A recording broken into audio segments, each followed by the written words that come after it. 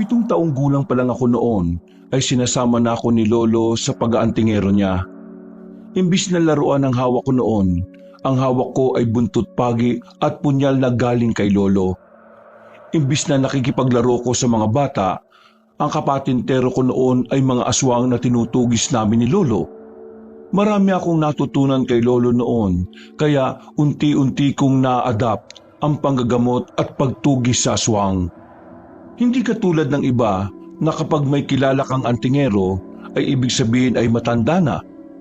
Mali, dahil ang isang tulad ko ay 22 pa lang. Wala sa bokabularyo ko ang matakot sa mga masamang nilalang. Lahat sila ay hindi ko inuurungan. Hindi lang pala basta antingero ang misyon ko. Marami akong kailangan ay paglaban at protektahan hanggang sa nakilala na lang ako bilang boy bangis ng Capiz. Dahil sa taglay kong determinasyon at galing sa pakikipaglaban sa mga aswang. Isang lihim ang natuklasan ko nang nakilala ko ang pinuno ng mga aswang. Itago niyo na lang ako sa pangalan na Makmak, ang 22 anyos na antingero ng Capiz. Hoy animal! Lumayas ka sa katawan ng babaeng yan! Layas! Mak, eto na langis mo. Kung hindi ka pa aalis dyan, tutuluyan na kitang wawakasan! 7:00 ng gabi noon, pero naroon kami sa kubo nila Sara. May sumapi sa kanyang masamang elemento at pilit niyang sinasaktan ng sarili noon. Magkalapit bahay lang kami ni Sara kaya agad na napuntahan ko siya ng mga oras na yon. Sa tingin ko, isang malakas na mangkukulam ang gumawa sa kanya ng ganoong orasyon. Pero kahit na ganon, ay hindi ako nagpasindak sa kagaya niya dahil alam na alam ko kung paano siya tatalunin. Sara, kapit ka lang. Malapit na matapos. Magtiwala ka lang kay Kuya Mac. Sa ngalan ng Ama, ng Anak at ng Espiritu Santo, ang sakit na ginawa mo sa babaeng ito ay babalik sa iyo. Pana, ako. Mukhang gumagana na, Kuya. Robert, kunan mo ako ng pulang sinulid sa bag, dali! Sige, Kuya, sandali lang. Pagkatapos ko lagyan ng langis ang noo ni Sara, ay saka siya nagwala. Pero hindi pa rin umaalis ang nilagay na mangkukulam sa katawan ni Sara, kaya naman napilitan na akong talian ng pulang sinulid ang maliit na daliri ng paa ni Sara. Nang nilagyan ko na yon ng pulang sinulid, ay saka ako bumulong ng orasyon na ibalik sa mangkukulam ang sakit na ibinigay kay Sara. Malakas na impit ng sigaw ang umalingaw-ngaw sa kubo ni Sara, kasunod noon ay tuluyan na siyang nawala ng malay. Kuya, tapos na ba? Oo, maya-maya lang ay magigising na rin si Sara. Ang galing mo talaga, Kuya. Astig ka talaga. Siyempre, kaibigan ko ang ginawa niya ng ganyan kaya gagawin ko lahat para maibalik ang sumpa sa mangkukulam. Mabuti na lang talaga. Tama ang oras ng dating natin. Hindi ka lang gwapo, Kuya. Ang astig mo na, ang bangis mo pa. Grabe ka naman sa pambobola, tol. Pero totoo naman hindi ka nagkamali sa sinabi mo. Ano nga pala ang langis na nilagay mo sa noo niya, Kuya? Bakit nag-iwan ng marka yan sa noo kanina ni Sara? Mawawala ba yung marka na yon? Ang langis na yon ay nilagyan ko ng orasyon sa huling kabilugan ng buwan para masaktan ang gumawa nun kay Sara. Saka, tingnan mo noon ni Sara, wala nang marka. Ibig sabihin, nailipat na sa mangkukulam ang sumpa. Ay, ganun pala yon. Yung pulang sinulid, para saan yon? Para naman yun hindi makatakas sa mangkukulam at tuluyan ng malipat sa kanya yung sumpa. Sa bawat usal ng orasyon ay kailangan malakas din ang pananampalataya mo sa Panginoon. Sana, makayanan ko rin ang ginagawa mo, Kuya. Oo naman, tol. Kaya mo yan. Kaya nga sinasama kita para matutunan mo kung paano ang ginagawa ko. Uy, ayan, gising na pala si Sara. Mga ilang minuto lang ang lumipas noon ay bumangon na rin si Sara. Parang walang nangyari dahil hindi niya maalala ang buong kaganapan noon. Napagtanto ko rin na ang gumawa noon ay ang katrabaho niya sa bayan na merong malaking inggit sa kanya. Ginawa yun ang katrabaho niya para hindi na siya makapasok sa trabaho. Mabuti na lang dumating kayo. Salamat, Makmak. Hindi mo ako binigo. Nako, Sobrang bangis niyan kanina. Hindi man lang natakot.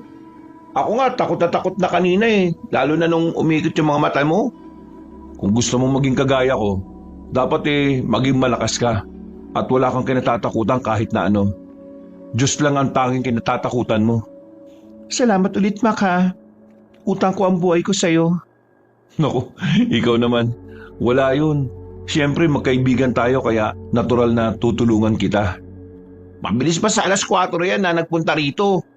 Hindi ko alam paano niya nalaman na nanganganib ka eh. Malakas yata ang pangamoy nito. Isang kakayahan yun ng antingero na galing pa sa mga ninuno natin. Hayaan mo, malalaman mo rin ang kakayahan mo sa tamang panahon, Robert. Lalo na kapag handa ka na at hindi ka natakot. Itinuro sa akin ni Lolo ang isang lihim na kakayahan noon. Isang karunungang hindi basta-basta ibinabahagi sa mga karaniwang tao. Noong mga panahong yon, ipinamalas niya sa akin kung paano tukuyin kung ang isang tao ay nasa bingit na ng kamatayan dahil sa sumpa ng isang makapangyarihang mangkukulam. Isa ko sa kinatatakutan noon na bantay ng mga masamang nilalang sa baryo mapagmahal ng Capiz. Sa edad na 22 ay bitbit ko ang bagsik ng kabataan at ang lakas ng walang kapaguran. Marami ang humahanga sa aking panlabas na kaanyuhan noon, ngunit mas marami ang nanginginig sa presensya ng isang katulad kong antingero na hindi marunong maawa sa masama. Pasensya na, Makmak ha. Hindi kita maaaya na kumain dahil mahina pa ang katawan ko eh. Ayos lang yun. Saka ang katulad ko hindi humihingi ng kapalit. Bawat tao na tutulungan ko ay higit na nadadagdagan ng lakas ko sa pakikipaglaban. Kaya mo na ba na mag-isa rito? Sasabihin mo ba sa magulang mo ang nangyari ha, Sarah? Oo. Mamaya pagkawi nila, panigurado ay gugustuhin nilang gumanti sa gumawa sa akin yan. Hindi nyo na kailangan gumanti dahil naibalik ko na ang sumpa sa mangkukulam. Sigurado akong nasunog na ang kaluluwa nun sa impyerno. Astig ka talaga, kuya. Ang bangis mo. Dapat ang tawag sa'yo boy bangis eh. O di ba? Mas maganda pakinggan. Puro ka talaga kalokohan, tol. Ayusin mo na yung mga gamit ko para makauwi na tayo. Anong oras na baka matakot ka pang umuwi. Ilang hakbang lang ang lalampasan natin bago makauwi sa bahay. O sige na nga. O tara na, kuya. Bye, Sarah. Bukas na lang ulit ha. Nung gabing yun, naramdaman ko ang bagsik ng kalaban. Hindi yun ordinaryong mangkukulam. Siya ay isang nilalang na gumagamit ng sinaunang itim na papel at karayom. Pero hindi ako nagpatinag sa kagaya niya. Kaya inilabas ko ang huling langis na inorasyonan ko pa ng huling kabilugan ng buwan. Ginamit ko ang turo ni Lolo, ang tapang, ang talino at ang kapangyarihan ng aking dugo. Kaya alam kong natalo ko ang makapangyarihang mangkukulam. Nang nakauwi na kami ni Robert sa bahay, ay mabilis siyang humiga sa mahabang upuan. Alam ko hindi pa tapos ang gabing yon dahil hindi pa nauubos ang mga masamang nilalang sa lugar namin. Isang ingay ang narinig ko sa harap ng bintana namin. May humingi ng tulong at ang sanggol ni Aling Nena ay kinuha ng isang aswang. "Uy, Robert! Gumising ka na dyan. May kailangan tayong gawin." Kuya, inaantok pa ako eh. Ilang araw na akong walang tulog. Saglit lang, sige na. Bahala ka dyan. Kung ayaw mo sumama, ako na lang. Kaya ko naman mag-isa eh. Ikaw, kaya mo ba mag-isa dyan? Malapit ko na makuha yung tulog ko eh. Kuya naman Sige na. Kumuha ka na ng 2 punyal sa bayong. Bakit kuya? Malakas ba kalaban natin? Oo, dahil kailangan din natin iligtas yung sanggol sa aswang. Ha? Sanggol? Saan? Ang bagong silang na sanggol ni Aling Nena, kinuha daw ng aswang. Kaya kailangan na nating umalis para mabilis nating mahanap kung saan niya dinala yung sanggol. Agad naman kaming umalis, dala-dala ang 2 punyal lamang at sapat na orasyon sa aking puso. Habang binabaybay namin ang masukal na gubat noon, ay may narinig kaming isang ngawa ng sanggol. Tiningnan namin sa itaas ng puno ng balete at naroon nga ang sanggol, bitbit ng isang manananggal. Hindi na muna kami nagpakita sa aswang dahil baka biglang umalis yun. Inihanda ko ang 2 punyal at sumambit ng orasyon doon. Kasabay noon ay binasbasan ko ng langis na may dinurog na buntot pagi ang punyal na hawak ni Robert. Sa di kalayuan ay nakita ko naman ang kalahating katawan ng manananggal. Dahan-dahan kaming lumapit doon saka nagsambit ng isang orasyon. Kasunod noon ay umalingaw-ngaw ang manananggal sa taas. Kuya, paano natin makukuha yung sanggol? Hindi natin makukuha yan kung hindi siya kusang bababa sa puno. Kailangan mo lang saluhin ang bata. Paano ko sasaluhin yan, kuya? Paano kung hindi ko masalo? Huwag kang mag-alala. Nag-usal na ako ng dasal sa sanggol para ligtas na mahulog sa mga bisig mo. Sigurado ka dyan, kuya, ha? Natatakot ako baka sa akin pa mamatay ang sanggol. Kailangan mo lang magtiwala sa akin at sa sarili mo. Malalampasan natin to. Pumunta ka na dun sa ilalim ng puno at may kailangan pa akong gawin dito. Pumunta si Robert sa paanan ng puno noon. Mabuti na lang ay palagi akong may dalang asin na may halong dinurog na buntot pagi. Ibinuhos ko doon ang asin at umimpit ng nakakangilong tili ang aswang, sa kanya nabitiwan ang sanggol. Nagmadali naman na bumaba ang aswang sa kalahating katawan niya. Ngunit huli na ang lahat dahil nalagyan ko na ng orasyon ang mga laman loob niya. Kapag idinikit niya ang kalahating katawan niya doon, ay isa-isang sasabog ang mga laman loob niya. Kuya, hawak ko na ang sanggol. Tara, umalis na tayo dito. Iuwi mo na siya kina Aling Nena. Tatapusin ko lang to. Babalikan kita, kuya, ha? Bipinisan ko lang. Mabilis na naglakad si Robert habang hawak niya ang sanggol. Nagsama ang alingaw-ngaw ng tili ng aswang at iyak ng sanggol doon sa kagubatan. Nung nakaalis na ang sanggol, tanging tinig na lang ng aswang ang naririnig ko doon.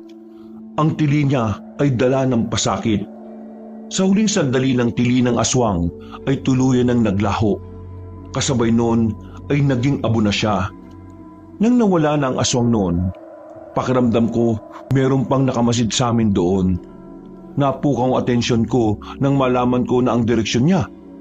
Naramdaman ko na malakas ang kapangyarihan niya pero hindi yun naging dahilan para tumakbo ko palayo. Nasaan ka? Lumabas ka dyan! Tayo naman na magtuos! Mahusay ka, bata, pero hindi pa ito tamang oras. Tanging boses lang ang narinig ko sa pagsagot niya. Makapangyarihan ng aswang ngayon. Sa sandaling minuto na nakalipas, ay narinig ko na rin ang mabilis na yabag ni Robert at tinatawag na niya ako noon. Kuya, nandito na ako! Nasaan ka? Ang bilis mo naman bumalik. Kumusta ang sanggol? Ayun, maayos na ang lagay niya, kuya. Binigay ko na siya kay Aling Nena. Maraming salamat raw sa tulong mo. O tara na, umalis na tayo. Alam ko, biting ka pa sa tulog mo eh. Hindi na ako makakatulog nito. Nagising na diwa ko eh. Ikaw ba naman ang magbitbit ng sanggol na panayang ngawa? Akala ko nga mahihirapan ako eh. Hindi ko tuloy nagamit yung punyal ko. Mahinang nilalang lang pala yung nakaharap natin. Hindi mo nagamit, kuya. Paano siya namatay? Sa orasyon ko lang. Ang ibig sabihin nun, mahina lang ang manananggal na yon. Panigurado eh, kakapasa lang sa kanya ng kapangyarihan kaya wala pa siyang alam kung paano makipaglaban. Bakit, kuya? Ano bang ibig mo sabihin? Sinong manananggal ang babalik agad sa katawan niya? Kung nilagyan ko na yun ng asin, di ba siya lang? Kung ano, kuya? Baka newbie pa nga lang siya. Ibang pakiramdam ko sa manananggal na yun eh. May narinig akong boses kanina. Alam ko, malakas na aswang yun. Pakiramdam ko, pinadala lang ang manananggal na yun para makita niya kung paano ako makipaglaban. Hindi kaya pinaghahandaan kang kalabanin nun? Posibleng gano'n na nga. 3:00 ng madaling araw nang kami nakauwi. Hindi pa rin nawala sa isipan ko noon ang nilalang na yon. Alam kong maaari pa kami magtagpo muli, pero hindi ako nakaramdam ng anumang takot. Ang tanging nararamdaman ko lang noon ay ang init ng pananabik at ang kagustuhan kong tuluyan ng tapusin ng mga naghahasik ng lagim sa lugar namin. Kinabukasan, maaga pa rin akong gumising hindi dahil may aswang, kung hindi nakasanayan ko na yon. Pasado 7:00 ng umaga ay gumising na rin si Robert. Oh, tulala ka yata dyan. Ha? Nandiyan ka na pala. Ang aga mo namang gumising, tol. Oo, kuya. Naalimpungatan kasi ako tapos Nakita pa kitang tulala dyan. Bakit? May problema ba? Wala naman. May iniisip lang ako, tol. Tulad ng... Hindi naman kita nakikita ang ganyan na may malalim na iniisip eh. Ngayon lang kasi ako nakaamoy ng ganong klase ng aura. Anong ibig mo sabihin, kuya? Hindi ko mawari pero sigurado ako na pinuno yun ng mga aswang. Gusto kong hanapin ang kuta niya para puksain ko ang mga kagaya nila. Nakakaramdam ako ng kakaibang tensyon at init sa katawan ko. Di ba kaya mong humanap naman ng mga aswang? Oo, pero yung amoy niya, bago lang sa akin. At sigurado kong hindi basta-basta yun magpapakita sa akin. Iba ang naisip ko nung panahon na yon, Kabanong. Gusto kong hanapin ang kuta niya pero hindi ko alam kung paano ko mahahanap dahil kakaiba ang amoy niya. Hindi yun amoy ng nabubulok na karne o malansang dugo na karaniwan sa kanilang lahi. Ang amoy niya ay parang basang lupa at sunog na insenso na nagpagulo sa aking isipan. Habang malalim ang isip ko, ay natanong ko naman si Sarah na papunta sa kubo namin. Good morning, Sarah! Uy, para sa akin ba yan? Nasaan si Makmak? Pasok na muna, Sarah. Ang aga mo naman pumunta dito. Ayos ka na ba? Oo, Mak. Salamat dahil niligtas mo ako sa kapahamakan. Heto nilutuan kita ng almusal na lugaw. Nako, salamat! Hindi pa kami nag-aalmusal ni kuya eh. Salamat, Sarah. Nandyan na ba yung mga magulang mo? Oo, Mak eh. Dumating rin sila kagabi. Nag-aalala nga sila ng husto sa akin. Akala ko, tuluyan ang makukuha ng mangkukulam ang katawan ko. Huwag kang mag-alala. Hanggat nandito si Makmak sa baryo natin, magiging ligtas pa rin tayo. Tama si Robert. Hindi ko pababayaan ang baryo natin. Uubusin ko silang lahat. Salamat, Mak. Sana marami ka pa rin matulungan at huwag kang sumuko, ha? Bakit naman susuko si kuya? Ang bangis nga niyan. Ito talagang pinsan ko, ang daming alam. Tara na, kainin na natin tong dala ni Sarah. Sarah, dito ka na rin kumain at pagsaluhan natin to. Isang gabi, habang binabaybay ko ang gilid ng sapa sa gitna ng masukal na daan, biglang tumigil ang huni ng mga kuliglig. Ang hangin ay naging malakit at sa gitna ng isang makapal na hamog, isang figura ang dahan-dahang nabuo sa ilalim ng matandang puno ng balete. Hindi ako nakagalaw at doon ko nakaharap ang hinahanap kong nilalang simula pa kagabi. Yun nga ang pinuno ng mga aswang. Sa unang tingin ay hindi siya mukhang halimaw. Ang suot niyang anyo ay isang matikas at matipunong lalaki. Ngunit ang kanyang mga mata ay parang dalawang baga na nagbabaga sa dilim. Masyado ka mapangahas. Hindi lahat ng amoy na iyong hinahabol ay nagnanais na matagpuan mo. Nang natapos na siyang magsalita, ay nakaramdam ako na matinding init na dumaloy sa katawan ko. Ngunit nang nag-umpisa na akong kumilos, ang figura niya ay biglang naglaho. Parang naging usok na itim na sumama sa kadiliman ng gabi. Ang tanging naiwan ay masangsang ngunit binalot ng insensong amoy na lalong nagpatindi sa aking init ng katawan. Naiwan akong nakatayo sa gitna ng kakahuyan. Alam kong hindi niya ako tinatakasan. Inililigaw niya lang ako. Ipinagpatuloy ko ang paglalakad noon at pilit na sinusundan ng amoy na iniwan ng pinuno. Ang bawat takbang ko ay parang hinihila ng isang hindi nakikitang tali patungo sa mas malalim at mas madilim na bahagi ng kagubatan. Hanggang sa nakita ko si Sarah na nakatayo sa gilid ng puno kaya tinapi ko siya. Sarah, anong ginagawa mo dito? Ha? Hindi ko alam, Mak. Nagising na lang ako na nakarating na ako dito at naglilibot-libot na ako pero hindi ako makabalik sa bahay. Kaya nandito ako sa puno para magpahinga. Tingnan mo nga wala akong suot na tsinelas. Oo nga. Hindi mo matandaan kung sino nagdala sa'yo rito? Hindi basta pagmulat ko ng mga mata ko, nandito na ako sa punong to. Kaya ang ginawa ko, naganap ako ng daan para makaalis dito. Kaya lang, kahit anong hanap ko, dito ako binabalik ng mga paa ko. Napagod na lang akong maglakad na maglakad eh. Teka, sandali lang. Titingnan ko lang ang katawan mo at baka may bakas dyan. katawan ko? Ay, oo nga pala. Hindi naman kita pinaguhubad. Ang ibig kong sabihin, titingnan ko yung paa mo at braso. Akala ko ano ni. Wala naman akong anumang galos. O sige, sumama ka na muna sa akin. May hinala lang ako. Huwag kang aalis sa tabi ko ha. Oo, Mac. Mabuti na lang nakita kita dito. Kanina pa ako takot na takot eh. Habang lumalalim ang gabi noon, ang amoy ng sunog na insenso ay naging mas matapang. Na para bang dinala ko sa lugar ng kabilang mundo. Habang nasa gilid ko si Sarah, ay bakas sa mukha niya ang takot at pagkalito. Dinala ko ng amoy sa tuktok ng isang maburol na bahagi at sumulpot doon ang anyo na hindi ko inaasahan. Kuya Mac, nasan tayo? Bakit parang ngayon ako nakapunta sa ganitong lugar? Huwag kang lalayo sa akin ha. Hindi lahat ng nakikita mo'y totoo. Ha? Anong ibig mo sabihin, Mac?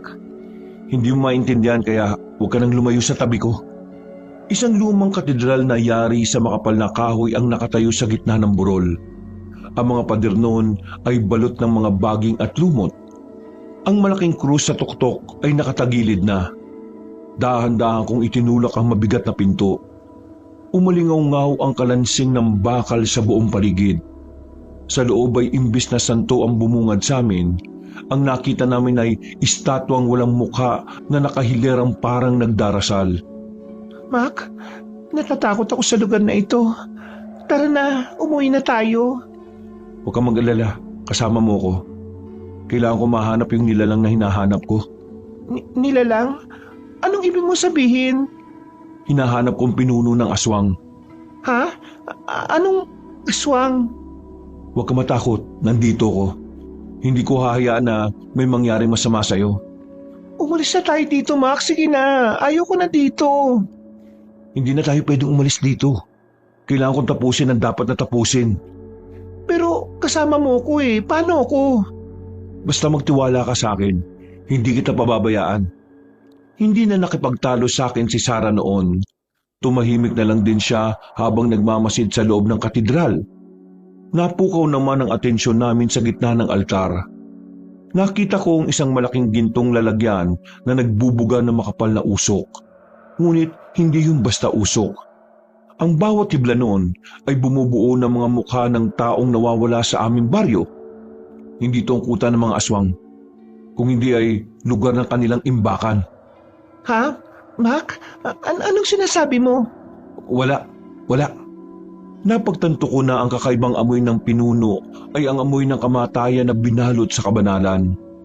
Napansin ko naman doon ang isang lagusan na pababa sa lupa kung saan nanggagaling ang mahinang kaskas ng mga kuko at bulong na hindi ko maintindihan. Hindi ko na hinintay na madaig ng takot. Alam kong yun na ang pagkakataon para mahanap ko ang pinuno. Huminga ako ng malalim at nagsimulang lusungin ang lagusan. Teka, sandali lang, Mac. Papasukin natin yan?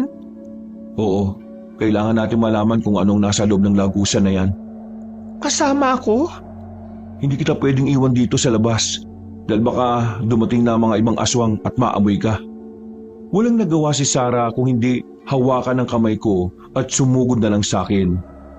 Ang hagdan pababa ay gawa sa mga matutulis na bato. Parang sinadya yung para sugatan ng sino mang mga has na bumaba. Habang palalim na kami ng palalim, ang amoy ng insenso ay unti-unting napalitan ng kinakalawang na bakal at malamig na rin ang aming pawis. Ang bawat pader ay may kakaibang lumot na naglalabas ng mahinang liwanag. Sapat na para makita ko ang mga nakaukit na simbolo ng paligid. Ano yan, Mac? Naintindihan mo ba yung mga nakasulat? Oo.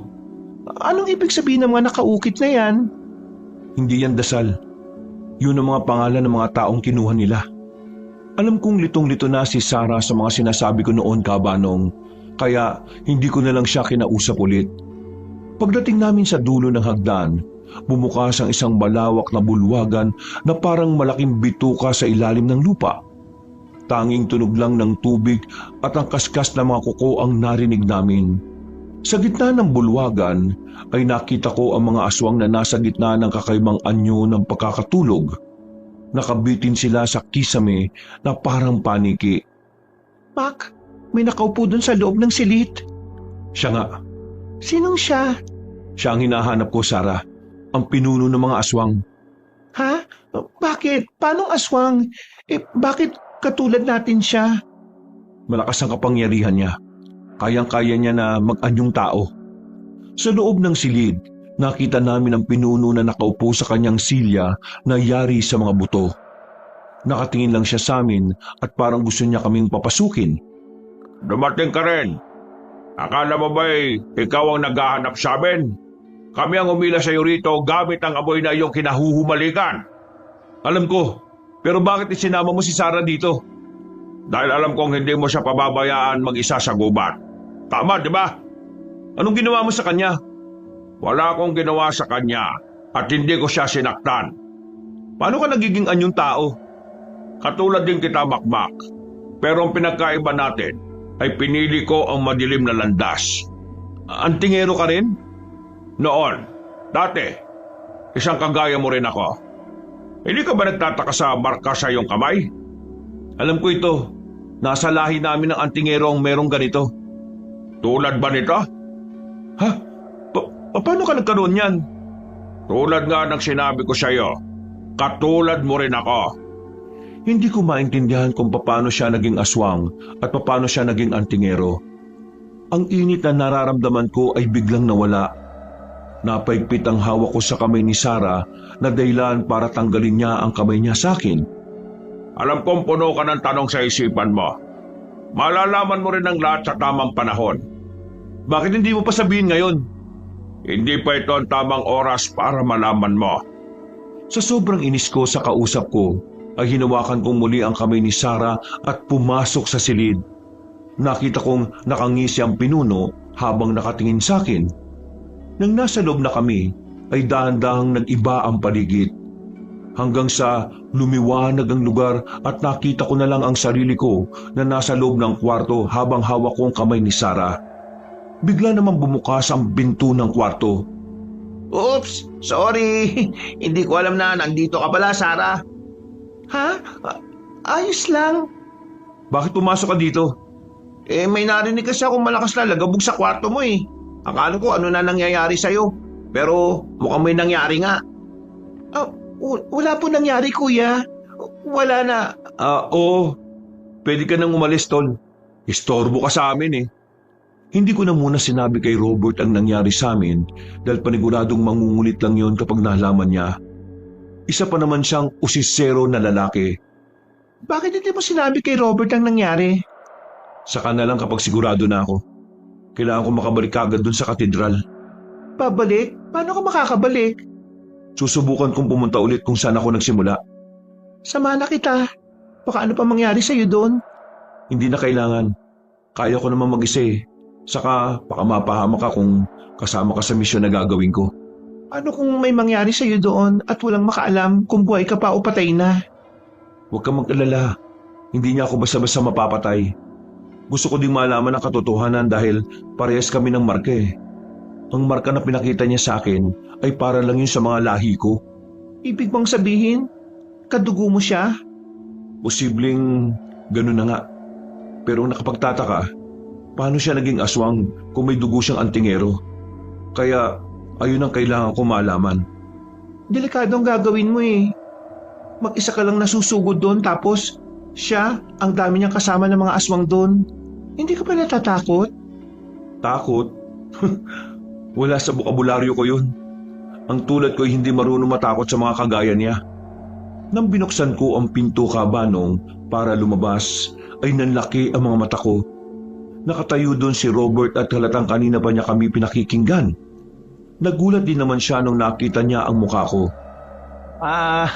Wala akong narinig kararating ko lang. Wala naman akong sinasabi Bakit nag-i-explain ka na? Baka kasi sabihin mo, chismoso ko eh. Wala akong napakinggan dun Kilala kita, Tol. Alam kong narinig mo mga pinag-usapan namin. Saan ba talaga kayo galing? Bakit anong sinasabi ni Sarah na susugod ka mag-isa dun? Saan yun? Sabi na kanina ka pa nakikinig dyan Na-curious lang naman kasi ako kasi ngayon ka lang may dinalang babae sa kwarto mo Wala naman pong ginawa sa akin si Mac. Casual na nag-uusap lang kami. Kaya nga, wala naman akong narinig na kakaiba sa inyo eh. Ikaw talaga oh. Napaalis sa harap namin si Robert dahil alam niyang inis na ako sa ginawa niya. Akala niya yata may ginawa kaming kakaiba ni Sarah doon sa kwarto. Tuluyan na rin nagpaalam si Sarah sa akin at sinabihan niya ulit ako na huwag magpunta na mag-isa doon sa lumang katedral. Kuya, pasensya pala kanina. Dapat hindi ko yung ginawa. Bakit? Ano bang iniisip mo sa amin ni Sarah? Alam mo naman na matagal nang may gusto sa'yo si Sarah eh. Malay ko ba kung kayo na? Kung kami na nga, ganun ba ang gagawin mo? Makikinig sa usapan namin? Hindi naman sa ganun.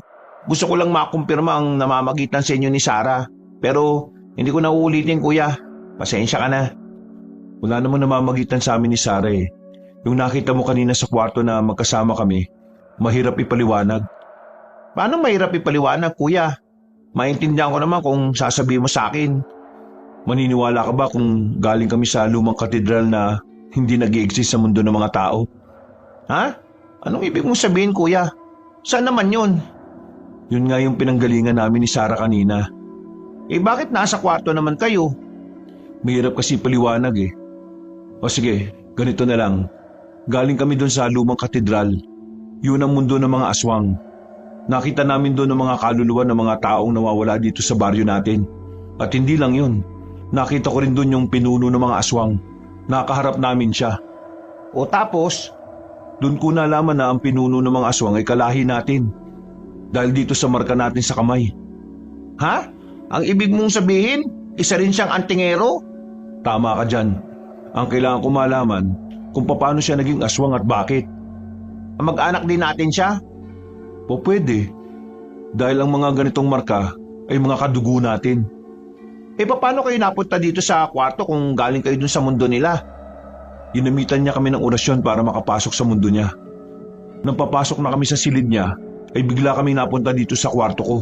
Kaya kasama ko si Sarah. Kasama mo si Sarah? Oo nga pala. Habang naglalakad ako sa kagubatan, ay nakita ko si Sarah na nakatayo sa puno.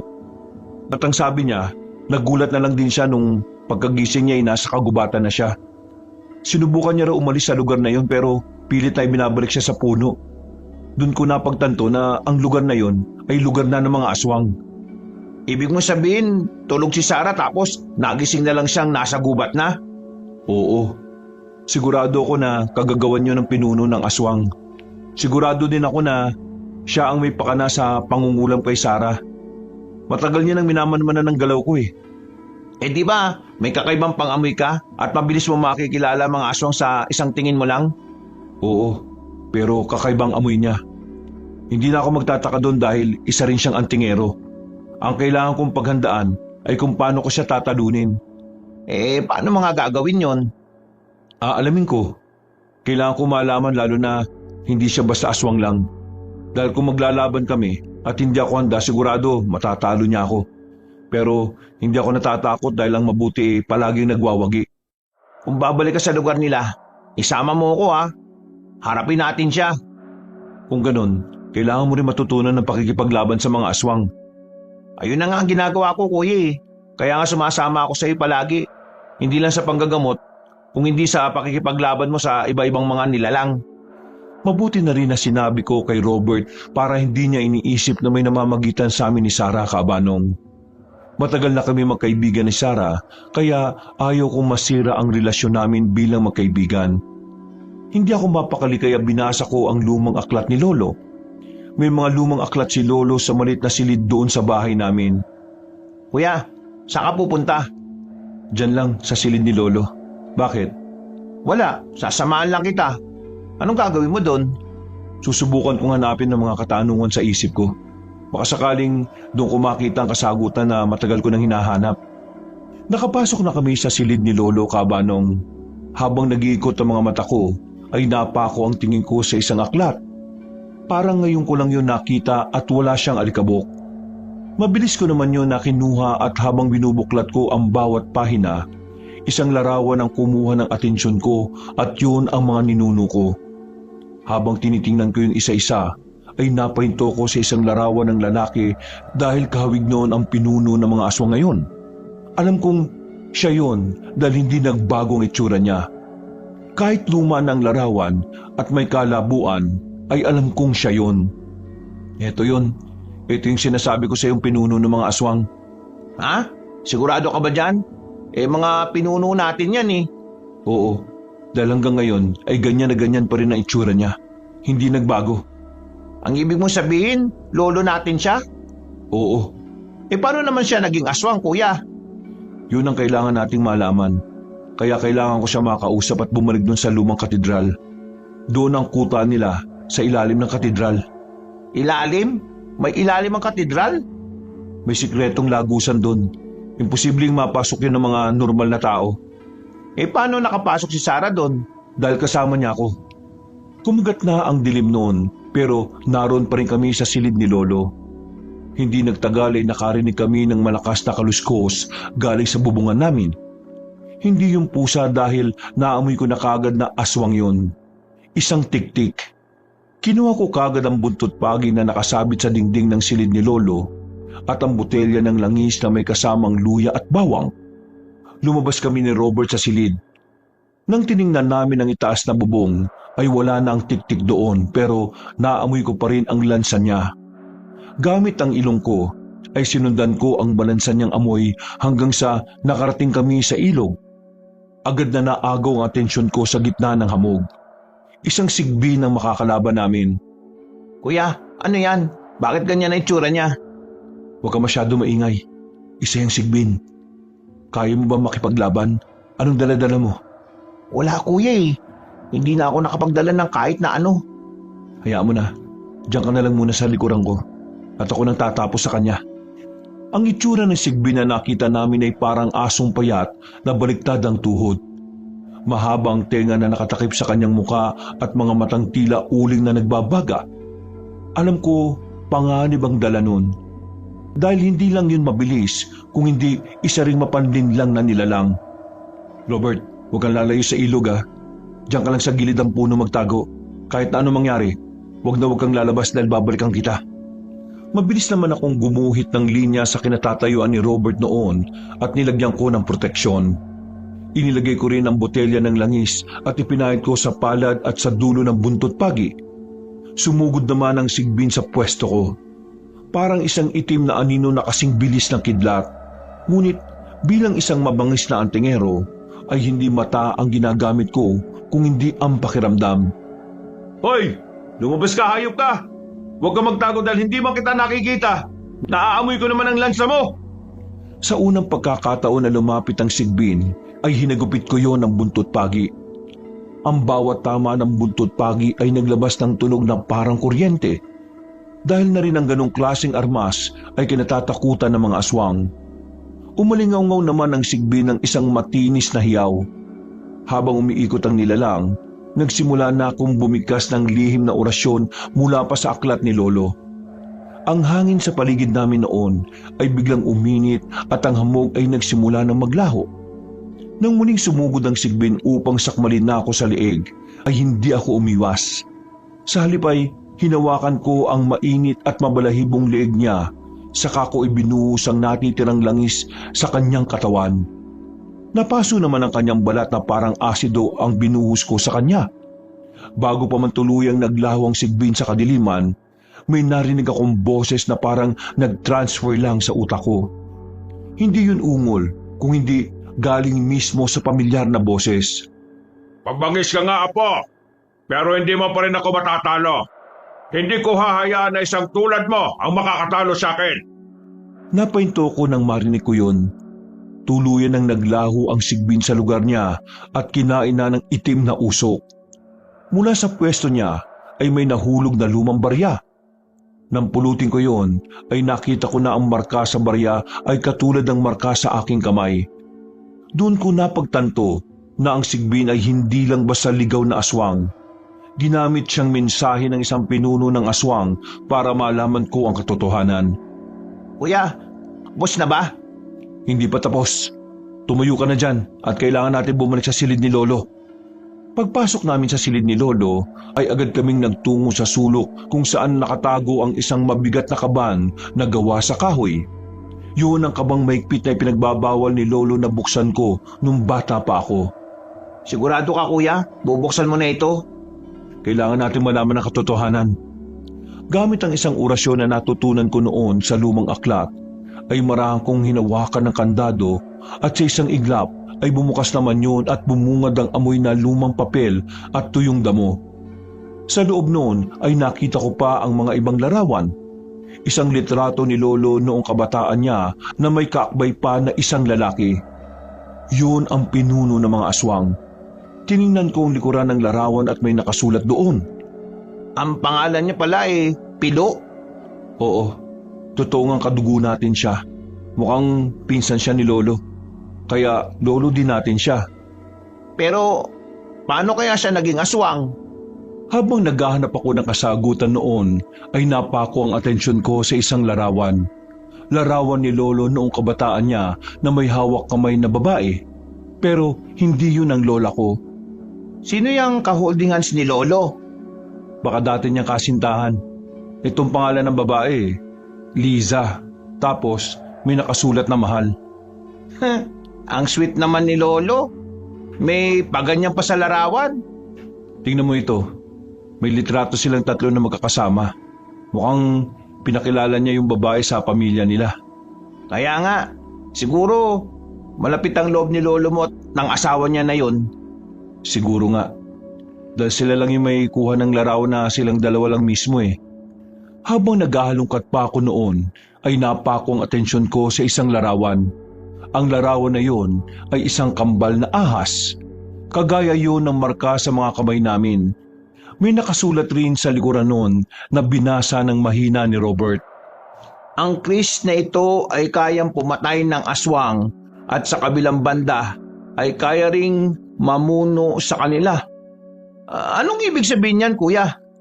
Dugong magkahati. Ang ibig sabihin niyan ay kalahating antingero at kalahating aswang. Habang sinusuri namin ang mga gamit ay biglang humangin na malakas sa loob. Ang apoy ng aming kandila ay naging asul. Sa anino ng kaban, dahan-dahang lumitaw ang figura ng lalaking nakilala ko bilang pinuno ng mga aswang. Ngayong alam mo na ang totoo, Apo. Bibigyan pa kita ng panahon para pumili kung saan ka ba talaga. Ang pagiging mabangis mong antingero ay bunga lamang ng iyong pagtanggi sa tunay mong kalikasan. Kuya, huwag kang maniwala sa kanya. Hindi yan ang dahilan kung bakit ka mabangis. Alam ko yun. Hindi ako magpapadaig sa katulad niya. At saka hindi masama itinuro ni Lolo sa akin dahil itinuwid niya ako para maging mabuting antingero. Tumayo ko ng tuwid habang hawak ko ang buntot pagi sa kanang kamay at ang pilak na barya sa kaliwa. Alam ko na ang labang yon ay hindi lang tungkol sa pagliligtas sa baryo, kundi sa pagtanggap sa sarili kong kadiliman upang maging tunay na tagapagtanggol ng liwanag. Nanginginig ang katawan ko noon, hindi dahil sa takot o hindi dahil sa galit na umaagos sa mga ugat ko.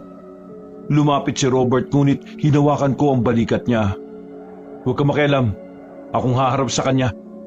Kuya, hindi pa ngayon ang tamang panahon para kalabanin siya. Wala na akong pakialam. Kailangan kong wakasan ang katulad niyang duwag. Nagsimula ang pinuno sa isang marahas na pag-atake.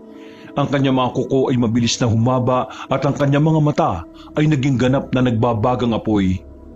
Pero hindi ako matras noon. Pinagsama ko ang orasyon at ang enerhiya ng buntot pagi na lumika ng isang panangga sa paligid namin ni Robert. Mabilis ko naman na kinuha ang sandatang Chris na nakatago sa kaba ni Lolo. Nang hawakan ko ang sandatang yon, ay nakaramdam ako ng dalawang puwersa, ang liwanag at dilim. Pero imbis na mamilya ko sa dalawa, ay pinagsama ko ang dalawang puwersa na nararamdaman ko. Ang sandatang Chris ay biglang umilaw sa pagitan ng puti at itim. Wawakasan na kita ngayon pa lang. Wala kaming kadugo na kagaya mo. Hindi mo magagawa yan. Hindi mo ako kayang talunin, Apa. Diyan ka nagkakamali. Hindi ako marunong maduwag. Hindi katulad mo. Kung pipiliin mo ang kagaya ko, hindi ka tatanda at mamamatay ng dahil sa sakit. Pero kaya kitang patayin gamit itong hawak ko na Chris. Nang nagkatinginan kami, parang nagkabit ang marka sa aming braso. Naglabas kami ng parehong enerhiya. Ang mga libro sa istante ay nagsiliparan at ang amoy ng nasusunog na papel ay pumuno sa loob ng silid. Hindi ako magiging kagaya mo. Ang dugong aswang sa akin ay hindi sumpa. Gagamitin kong armasyon laban sa iyo. Nagulat naman ang pinuno sa binitiwang kong mga salita. Sa kanyang mga mata, nakita ko ang pagtataka at isang bahid ng paghanga. Hindi niya inaasahan na tatanggapin ko ang aking dugo upang gamitin sa kanya. Kung gano'n na pa, ipakita mo sa akin na kaya mong pigilan ang tawag ng dugo. Kaya ko, dahil nakaya ng lolo ko. Mamamatay ka ng aswang ka. Isang huling malakas na pagtulak ang ginawa ko sa kanya gamit ang sandatang kris. Kaya naman ang pinuno ay tumalsik at nag-iwan ng malaking butas sa pader. Akala ko'y namatay na siya, pero hindi pa. Tumayo siya at tiningnan lang niya ako na may kakaibang ngiti, saka siya tuluyang naglaho. Naiwan ako nakatayo sa silid habang nakatingin sa direksyon niya kanina. Hindi pa tapos ang pagtutuos namin. Kuya, wala na siya. Hindi pa kami tapos. Umpisa pa lang ito ng pagtutuos namin. Anong gagawin mo, kuya? Kailangan ko siya makaharap muli. Hindi pa man ako nakakabawi ng lakas, ay biglang may bumoses sa likuran ko. Hindi na siya nakipagtalo pero nag-iwan ng importanteng babala. Sinabihan niya akong buklatin ng lumang aklat sa kaba ni Lolo. Kuya, anong hinahanap mo dyan? May hinahanap akong lumang aklat. Eto ba yon? Saan mo nakita yan? Kanino ko pa hawak yan habang nakikipagtoast ka sa pinuno? Kinuha ko naman kaagad ang hawak na aklat ni Robert at saka ko binuklat isa-isa ang bawat pahina. Nasa kalagitnaan na ako ng aklat noon at paglipat ko sa isang pahina, gumuhit yun ng Latin words. Ang nakasulat doon ay sa susunod na pulang buwan sa taong yon ay ang lahat ng mga aswang sa Capiz ay magtitipon-tipon upang simulan ng dakilang paglamon sa lugar namin. Nakasulat din doon ang aking misyon na sinulat ni Lolo. Ang sandatang kris na nakalagay sa kaban ay maaari kong gamitin sa pamumuno ng mga aswang o ubusin ng mga aswang. Nakasaad din doon na may kilala akong nagngangalan na Sara. Siya daw ang tagabantay at maggagabay sa akin para hindi ako lamunin ng kasamaan. Kuya, saan ka pupunta? Kailangan ko malaman ang lihim ni Sara. Lihim? Anong lihim, kuya? Nakasaad sa aklat na ito ang pangalan niya. At kaya pala parang kakaibang nararamdaman ko sa kanya dahil matagal niya na akong binabantayan. Anong ibig mo sabihin, kuya? Kailangan ko siya makausap para malaman natin ang katotohanan. Teka, sasama na ako sa iyo. Madaling araw na nang narating namin ang bahay ni Sara. Hawak ko pa rin ang sandatang kris sa kanang kamay ko habang si Robert ay nanatiling tahimik at alerto sa likuran. Nadatnan namin si Sara na nakaupo sa kanilang hagdan na parabang kanina niya pa kami hinihintay. Sara, alam mo bang ibig sabihin nitong marka ko? Oo, Mac. Dahil hindi ako isang tao at hindi rin isang aswang. Isa akong tagabantay na inilaan ng tadhana para gabayan ka. Anong ibig mong sabihin? Dahil ikaw ang itinakda para mapigilan ng dakilang paglamon dito sa Capiz. Magaganap yun sa susunod na pulang buwan. Pero bakit ako? Dahil sa iyo ipinasa ng lolo mo ang abilidad ng pagiging mabuting antingero. Ngunit may kapalit ang gagawin mo. Anong kapalit? Kapag nagtagumpay ka na matalo ang mga aswang, maaring mawala ang pagkatao mo at maging isang normal na tao na lang. Ibig sabihin, hindi na magiging antingero at aswang si Makmak? Oo, at matitigil ang sumpa sa kanya. Ikaw, Robert, ang kasunod na magiging tinakda kapag hindi natalo ni Makmak ang mga aswang at ang pinuno. Kaano-ano ba ni Lolo ang pinuno? Kakambal niya yon.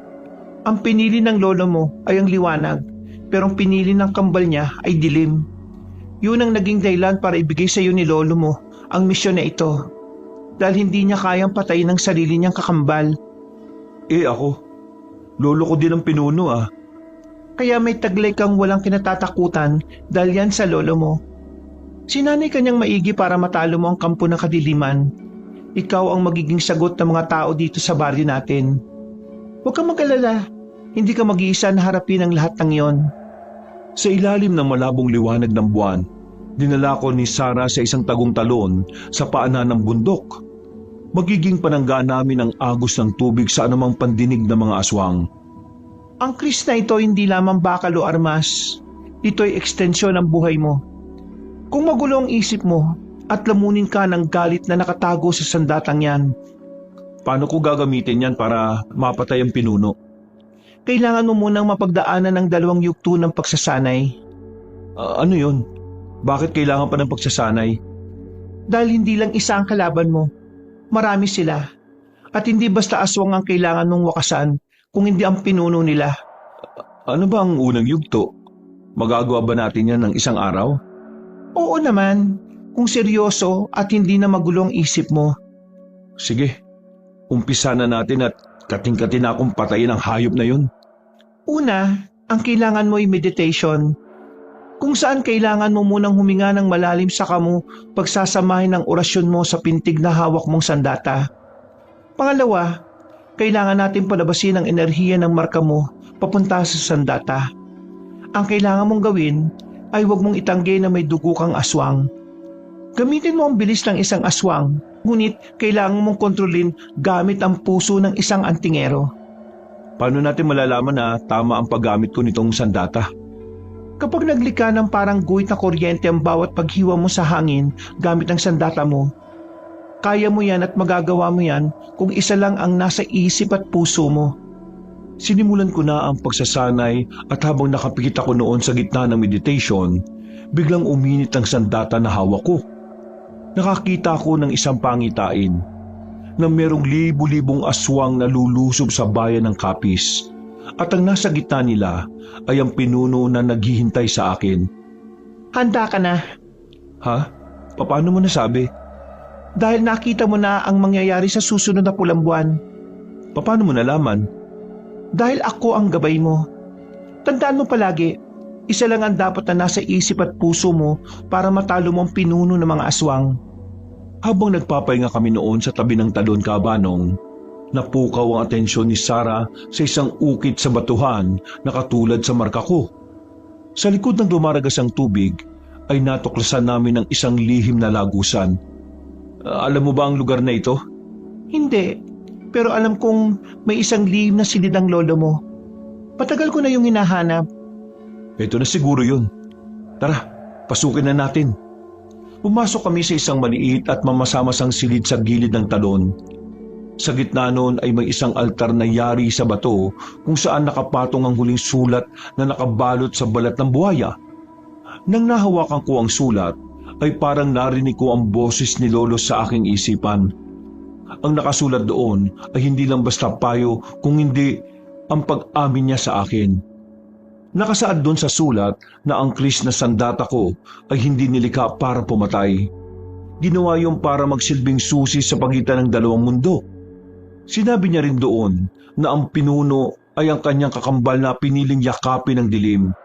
Nakasaad din ang huling habilin niya na kapag dumating na ang itinakdang panahon na kaharap ko ang pinuno, ay huwag kong itarak ang sandata sa puso niya, kung hindi sa lupa, kung saan kami nakatayo. At doon ko siya tuluyang maibabalik sa tamang mundo niya. Sa tingin ko'y malapit na ang tamang panahon. Ngayong handa ka na, kailangan mong manindigan sa pagiging mabuti. Tama ka. Ang lahat ng nangyayari ngayon ay kailangan kong tapusin. Hindi lang para sa lahi namin kung hindi sa mga inosenteng tao na nabibiktima ng mga aswang. Tara na, umuwi na tayo para makapagpahinga ka na din. Inumaga na kami ni Sarah sa pagsasanay kaya naman nagmadali na rin kaming umuwi. Pagdating ko sa bahay ay napansin ko na parang kakaiba ang kilos ni Robert. Hindi siya makatingin ng diretso sa akin at ang kanyang kamay ay mahigpit na nakakuyom sa kanyang bulsa. Dahan-dahang inilabas ni Robert ang kanyang kamay mula sa bulsa. May hawak siyang isang agimat na gawa sa buto ng tao. Anong problema, Tol? Patawarin mo ako, kuya. Ang pamilya ko'y hawak ng pinuno at ang tanging paraan para mabuhay sila ay kung dadaling kita sa kanya bago sumapit ang pulang buwan. Ikaw pala. Ikaw palang nakasulat na tatraydor kay Makmak. Pero ngayong alam ko na ang totoo, hindi ko na rin alam ang gagawin ko. Patawarin mo ako, kuya. Ipinaliwanag ni Robert na siya ang inutusan ng pinuno na bantayan ako simula pa noong bata kami. Ang pagkakaibigan namin ay bahagi ng isang mas malaking plano para madala niya ako sa pinuno bago ang pulang buwan. Ang agimat pala na hawak niya ay nagsilbing tracker para malaman ng pinuno kung nasaan ako. Huwag ka mag-alala, Tol. Hindi ako galit. Gagamitin natin ang pagkakataong ito para baliktarin natin ang plano nila. Patawarin mo ako, kuya. Totoong turing ko sa'yo ay isang kaibigan at pamilya. Kung ako rin ang nasa sitwasyon mo, gagawin ko rin ang ginawa mo. Ngayong sinabi mo na ang totoo, mas mataas ang tsansa natin na matalo ang pinuno. Kailangan natin paghandaan ang darating na pulang buwan. Handa na akong talunin at tukasan ng mga nilalang na yon. Hindi ako nagalit kay Robert sa nalaman ko dahil naging advantage sa akin yon para makapagplano kami ng maayos sa magaganap na labanan. Ginamit ko ang marka ko sa kamay para sirain at maglabas yon ng manipis na kidlat. Sapat na yon para malito ang pandama ng pinuno. Sarah, ihanda mo ang kapangyarihan mo bilang tagabantay Patagal na ako nakanda. Robert, magbibigay ka ng signal sa pinuno at sabihin mo na susuko ko pero kailangan dalhin niya kami sa mismong lugar kung nasaan ang pamilya mo. Salamat, kuya. Gagawin ko kagad yan. Doon ko napagtanto noon na ang pagiging mabangis na antingero ay hindi lamang tungkol sa pakikipaglaban sa mga halimaw, kundi sa pag-unawa sa kahinaan ng tao at paggamit noon bilang lakas. Isang araw ang lumipas noon at makikita na ni Robert ang pamilya niya dahil sigurado ako sa sarili ko na magiging ligtas ang pagsalakay namin doon. Gamit ang impormasyon mula kay Robert ay tinuntun namin ang kuta ng mga aswang sa isang abandonadong sementeryo sa tuktok ng burol. Huwag kang mag-alala, tol. Ililigtas ko ang pamilya mo. Oo, kuya. May tiwala naman ako sa iyo eh. Ano? Tara na ba? Sigurado ka na ba sa sementeryo talaga ang kuta nila? Oo, kuya. Dahil yun ang lugar na sinabi ni Pinuno. Mac, handa ka na ba? Alam mo na ba ang gagawin mo? Oo, handang-handa na ako. Kailangan matapos ko ngayong araw ang paghasik ng dilim. Gawin mo, Mac, dahil ilang gabi na lang. Magiging pula na ang buwan. Kailangan natin mapigilan ang masamang plano nila sa bayan natin. Hindi lang dito sa baryo natin kundi sa buong bayan ng Capiz. Sigurado ako matatalo ko siya. Maniwala at magtiwala lang kayo sa akin. Nang narating na namin ang sementeryo, ay nakita namin ang pamilya ni Robert na nakagapos sa gitna ng isang bilog na kandila. Sa paligid nila ay may dose-dosenang nakaabang na mga aswang. Tanging mga mata lang nila na nagliliyab ang makikitang mula sa dilim. Nilibot ko ang paligid ngunit hindi ko nakita ang pinuno. Isa-isa nang nagsisinghalan ang mga aswang sa amin. Robert, hawak mo ng maigi ang itak. Ang langis na pinadala ko sa'yo, dala mo ba? Oo, kuya. Dala-dala ko. Bigyan mo ako ng isang langis. Ang kailangan mong gawin ay dampian ng langis ang hawak mong itak. Nang sa ganun isang hiwa mo lang sa kanila, tuluyan silang babalik sa impyerno. Sige, kuya. Kuya, hindi mo nakita yung pinuno dito? Malamang nakatunog yan na ililigtas natin ang pamilya mo. Hindi ko sinabi, kuya. Alam ko naman yun. Isang malakas na aswang ang pinuno na yon at hindi yung basta-basta tatapak dito nang hindi siya sigurado. Maganda ka, Mac. Panigurado ay gagawin niyang pain ng pamilya ni Robert para tuluyan ka na niyang makuha. Hindi mangyayari yon. Siya ang gagawin kong pulbos na lang. Napuno ng init ang katawan ko nang isa-isang lumabas ang mga aswang at sumugod sa amin. Tanging ang sandata na hawak ko ay ang sandatang kris ni Lolo at buntot ng pagi na may bakas ng langis na gawa sa bawang at luya. Sa bawat hampas ko ay nanaig ang galit na nararamdaman ko ng mga oras na yon. Isa lang ang nasa isip ko, ang tapusin ang lahat na masasamang nilalang sa mundo. Malapit na ako sa lugar kung saan nakagapos ang pamilya ni Robert. Sa isang kumpas ng aking sandata ay gumawa yun ng isang malakas na shockwave para mapatalsik ang mga aswang na nakapalibot sa pamilya ni Robert. Robert, puntahan mo ang pamilya mo at isa-isa mong kalagan. Ako nang bahala dito sa mga aswang. Salamat, kuya. Sarah, sa likuran mo! Nakita ko sa likuran ni Sarah ang isang anino ng aswang na palapit sa kanya. Agad naman akong tumakbo ng mabilis sa kanya at tinagupit ko ng malakas gamit ang hawak kong buntot ng pagi. Sa kabilang banda ay narinig ko ang isang matinis na sigaw ng aswang na ang tunog noon ay sakit at paghihirap. Salamat. Mama, Papa, tara na. Iuwi ko na kayo. Umalis ka dyan, Robert. Hindi yan ang pamilya mo. Habang yakap ni Robert ang kanyang mama ay biglang humaba ang mga kukunon at unti-unting nagbago ang kanilang anyo. Naging isang halimaw. Hindi nga ako nagkamali nun. Patibong pala yun para mapakita niya sa akin kung gaano siya kalakas. Pero kahit na alam kong patibong lang yon, ay hindi ako nagpadala sa pagkadismaya. Gumawa ulit ako ng kumpas para tumalisik ang mga nagpanggap na pamilya ni Robert. Ayos ka lang, Tol? Ayos lang ako, kuya. Walang yayang pinuno na yan, ah. Kailangan muna natin tapusin ang mga aswang dito para mahanap natin kung saan niya tinagong pamilya mo. Galit na sumugod si Robert sa mga aswang na nagpanggap na pamilya niya. Sa lakas ng bawat atake niya ay natalo niya ang lahat ng aswang na nagpanggap. Napaluhod naman siya habang umiiyak. Halata sa mga mata niya ang pulang nagliliyab sa galit. Paano na ang pamilya ko, kuya? Huwag kang mag-alala. Mahahanap din natin sila. Hindi pa tayo tapos, Mac. Kailangan na natin silang tapusin. Mahigit 100 ng aswang pa ang natira doon sa sementeryo na nakahandang sakmaling kami. Inilabas ko ang sandatang Chris para ikumpas sa kanila, kaya gumawa yun ng malaking shockwave na may kasamang kidlat. Isa-isa naman tumilapon ng mga aswang at saka tuluyang naging abo. Ngayon tapos na tayo sa pakikipaglaban. Kailangan natin maging handa sa darating na pulang buwan. Ilang gabi na lang, dadanak na ang dugo dito sa bayan natin. Handa na ako lumaban at wakasan ang halimaw na yon. Paano ko makikita ang pamilya ko? Kailangan natin mahanap ang pamilya ko bago ang pulang buwan. Dahil gagawin nilang alay ang pamilya ko kung hindi natin sila mahahanap. Huwag kang mag-alala. Mahahanap din natin sila, Tol. Meron ka bang gamit ng pamilya mo? Meron akong family picture lang namin. Ayos na yan. Meron ba kayong mapa ng copies? Meron ng lolo ko. Nasa silid niya. Susubukan kong gawa ng paraan kung paano natin malalaman ang lokasyon ng pamilya mo. Tara na, umuwi na tayo sa bahay niyo para maumpisa na ang paghahanap. Ilang oras lang ang lumipas noon ay nakarating na rin kami sa bahay.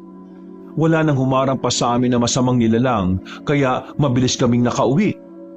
Nagmadali naman si Robert na pumasok sa silid ni Lolo. Kahit nagulo-gulo ang silid ni Lolo, ay ipinagwalang bahala na namin yon.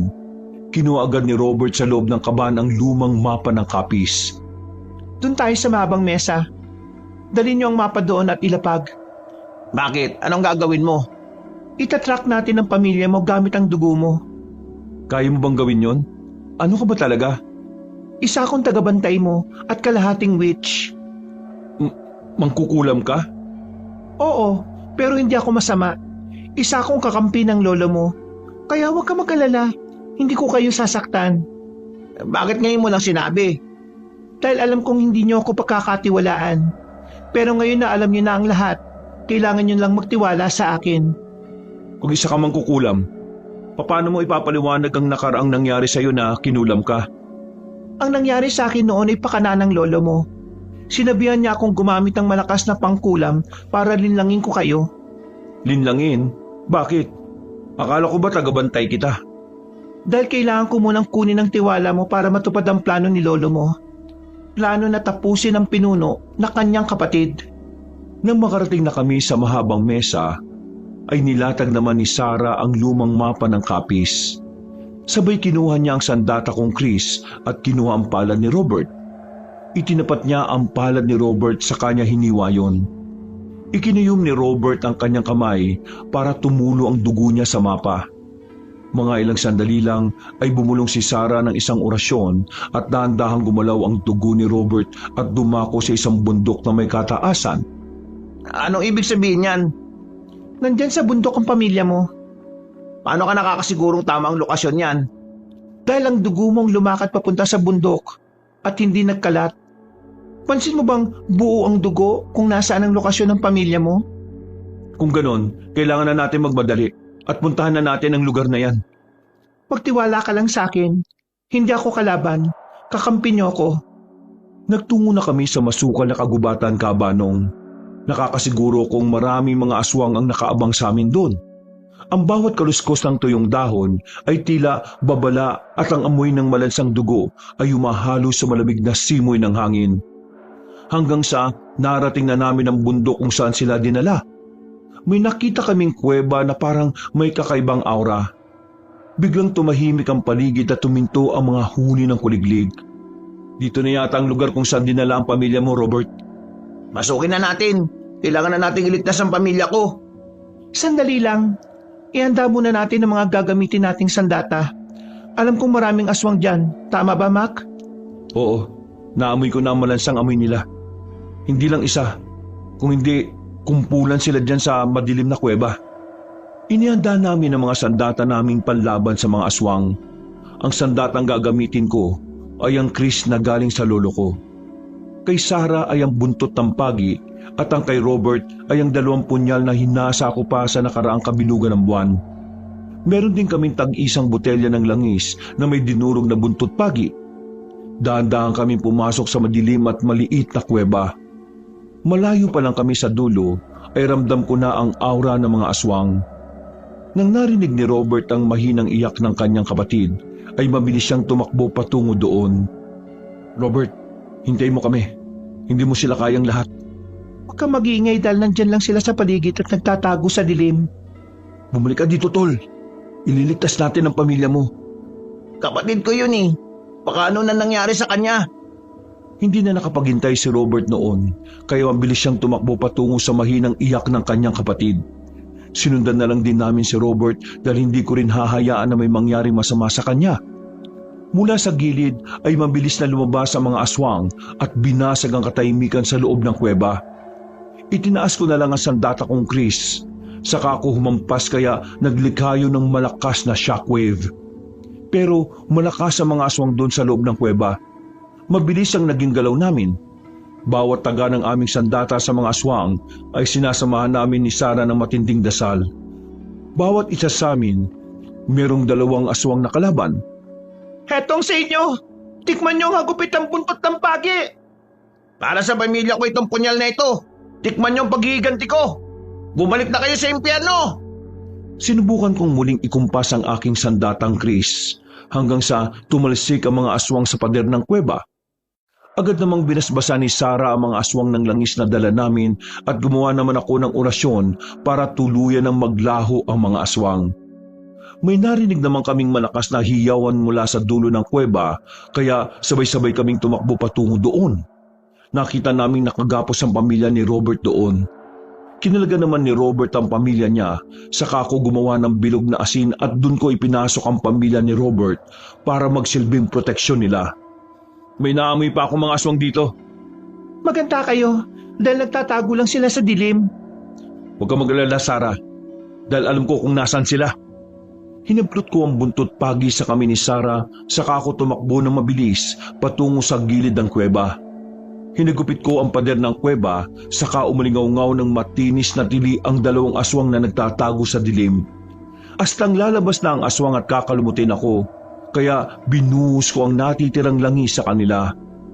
Umimpit naman ang nakakabiging tili ng mga aswang at saka tuluyang naging usok na lamang. Salamat kuya. Ililigtas mo ang pamilya ko.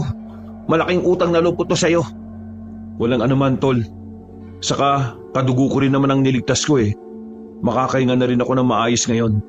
Alam ko nang nasa maayos na kalagayan ng mga magulang mo. Sigurado ako malalaman ng pinuno na nailigtas natin ang pamilya mo. Kailangan mo nang ilayo sila dito sa baryo habang hindi pa nagkakaroon ng pulang buwan. Oo, gagawin ko kagad yun. Kuya, babalik ako ha. Tutulungan kitang puksain ng pinuno. Huwag kang bumalik na dito, Tol. Alagaan mo ang pamilya mo. Protektahan mo sila. Huwag kang mag-alala sa akin dahil kaya kong talunin ang pinunong aswang. Bilisan na nating umalis dito habang wala pang ibang mga aswang. Nasa paanan na kami ng bundok at kasama na namin ang pamilya ni Robert. Nag-ibang direksyon na din si Robert kasama ang pamilya niya at kami naman ni Sarah ay dumiretso na sa bahay namin. Inabot na kami ng 12:00 ng hating gabi bago nakarating sa bahay kaya napagpasyahan ko ng matulog na. Kinabukasan ay nagising na lang din ako sa ingay na nanggagaling sa labasan. Pagsilip ko sa bintana ay nakita ko kagad ang mukha ni Robert na tumatawag sa akin. Kaya agad ko naman na binuksan ang pintuan at bumungad sa akin ang mukha niya. Bakit nandito ka? Di ba sabi ko sa iyo huwag ka nang bumalik at proteksyonan mo ang pamilya mo? Malaki ang utang na loob ko sa iyo kuya. Kaya gagawin ko ang lahat para matulungan ka. Ano ka ba naman? Pamilya ko rin ang niligtas ko. Pamilya tayo, di ba? Oo kuya pero alam kong kailangan mo ako eh. Kaya ko naman ang sarili ko at ang misyon ko na talunin ang pinuno ng aswang. Gagawin ko yun para magawa ko ang dati na sana'y ginawa ni Lolo. Ayos lang kuya. Gusto kitang matulungan. Gusto ko nang matuto sa'yo kung paano ang pakikipaglaban ng hindi nag-aalinlangan. Kailangan mo lang maging matapang at magkaroon ng paninindigan. Natapos na kaming mag-usap, kaya nagplano na kami ng gagawin sa oras na dumating ang pulang buwan. Habang abala kami ni Robert sa pagpaplano at pagtitimpla ng langis na may halong dinurog na buntot pagi, ay biglang bumukas ang pinto. Si Sarah. "Oh, bakit nandito ka? Maaga pa." Nakaramdam ako ng mahinang pagyanig ng lupa. Sigurado kong nalalapit na ang pagsapit ng pulang buwan. Wala naman kaming naramdaman lindol ah. Hindi yung lindol. Tanging ang tagabantay lang na katulad ko ang nakakaramdam nun. Bilang isang antingero, naamoy ko rin sa hangin ng pagsapit ng pulang buwan. Maaring mamayang gabi o bukas na ang araw na yon. Kung ganon, kailangan na natin matapos ngayon ang paghahanda kuya. May kailangan ka pa ba? Halos patapos na rin ako dito sa langis na tinitimpla ko. Kunin mo na lang tol yung luma kong punyal at hahasain ko yon sa batong galing pa sa kalangitan. May ganong klase kang bato? Oo, yun ang ginagamit kong panghasa tuwing sasapit ang bilog na buwan para mas lumakas ang enerhiya ng punyal na gamit ko. Kakaiba ka talagang antingero. Hanga ako sa'yo. Itinuro lang yun ni Lolo at galing din sa kanya ang batong yun. Totoong sinasabi niya. Hindi may tatanggi na hindi ka pangkaraniwang antingero. Umpisa mo nang kunin ang luma kong punyal. Inuuto mo pa ako eh. Pagkatapos kong hasain ang luma kong punyal, ay sinunod ko naman ng sandatang kris na galing sa kaba ni Lolo. Habang hinahasa ko yon, ay nilagyan ko ng mabigat na orasyon. Pagkatapos ko hasain, ay ibinabad ko naman sa langis ang mga sandata namin. Tapos ng paghahanda natin ng armas, kailangan na nating ikondisyon ang katawan natin para sa darating na sagupaan. Magpahinga ka na kuya, para magkaroon ka ng tamang lakas sa pakikipaglaban. Tayong tatlo ang dapat na magpahinga na. Lumipas ang ilang oras, hindi pa rin ako mapakali, kaya nagpunta ako sa maliit na silid ni Lolo. Pagkarating ko doon ay gulo-gulo pa rin ang mga aklat at butas pa rin ang pader.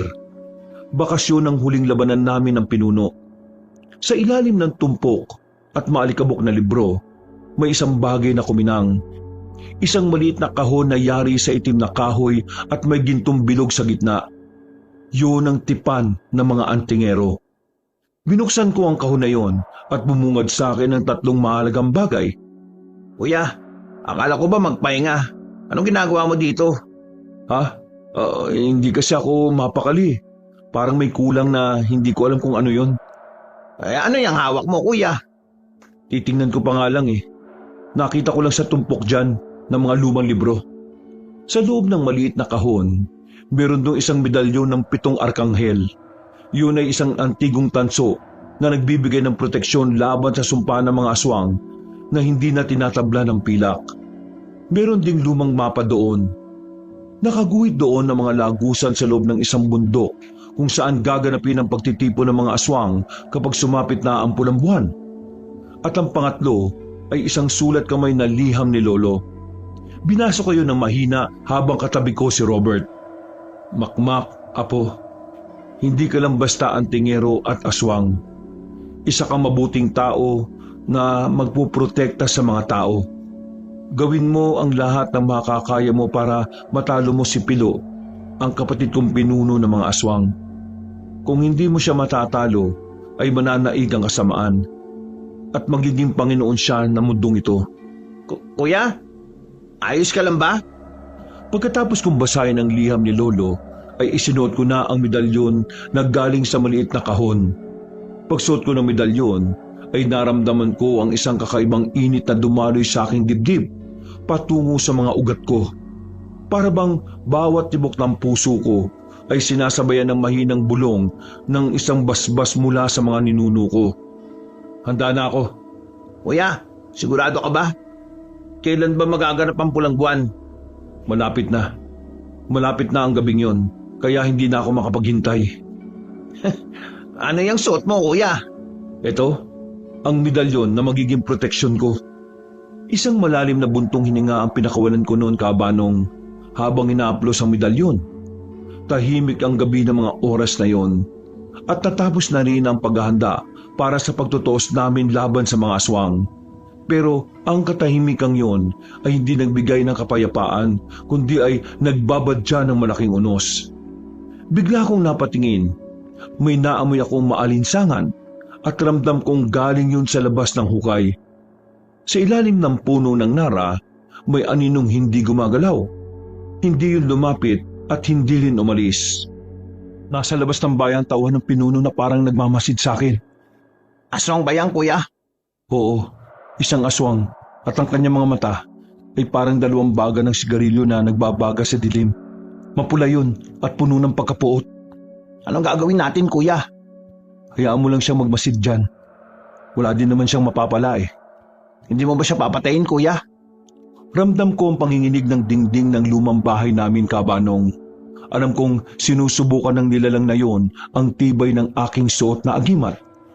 Hindi ako nagpadala sa takot dahil ako ang dapat na maging harang sa pagitan ng mundo ng mga tao at ng nilalang na uhaw sa mga dugo ng tao. Kuya, mukhang sinusubukan niyang pumasok dito sa loob ng bahay ah. Hayaan mo siya dahil hindi rin siya magtatagumpay. Ako to si Makmak, ang antingerong walang kinatatakutan kahit na ano pa yan. Kuya, baka may gawin siya sa'yo para walang maging hadlang sa darating na pulang buwan. Kumuha ka ng isang dakot na asin na may halong pulbos ng tanso. Nakalagay yun sa kwarto ko sa ilalim ng kama. Kunin mo yon at sabuyan mo ang bawat bintana ng bahay natin. Para saan naman yung kuya? Para hindi siya makapasok dito sa loob ng bahay. Dali!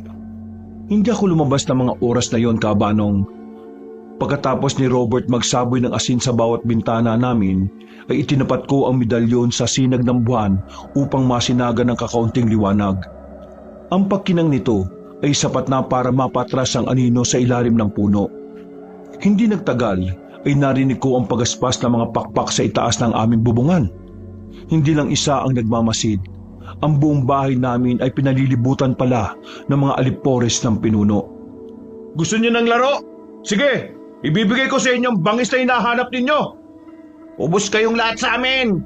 Huwag na kayong magtago pa! Robert, may tiwala ako sa iyo. Alam kong kaya nating tapusin ang laban ngayon. Oo, kuya. Ipagiganti ko ang pasakit na ginawa nila sa pamilya ko. Lahat sila'y tatapusin ko. Matagal na ako naging sunod-sunuran ng pinuno. Tama lang na ubusin natin ang mga kalahi niya. Naramdaman ko ang bigat ng presensya ng nilalang sa labas. Lumingon ako kay Robert na noon ay hawak ang kanyang 2 punyal. Kitang-kita sa mga mata niya ang determinasyon at walang pag-aalinlangan. Tol, huwag kang titingin sa mga mata nila dahil ang tauhan ng pinuno ay gumagamit ng hipnotismo. Kapag nakuha nilang tingin mo, para kang toad na hindi makakagalaw. Oo, kuya. Mag-iingat ako. Ibibigay ko sa kanilang pagiganti ng galing sa pamilya ko. Tama yan. Huwag kang matatakot sa kanila. Hindi na ako natatakot. Kung ikaw ay hindi takot, dapat maging ganun din ako.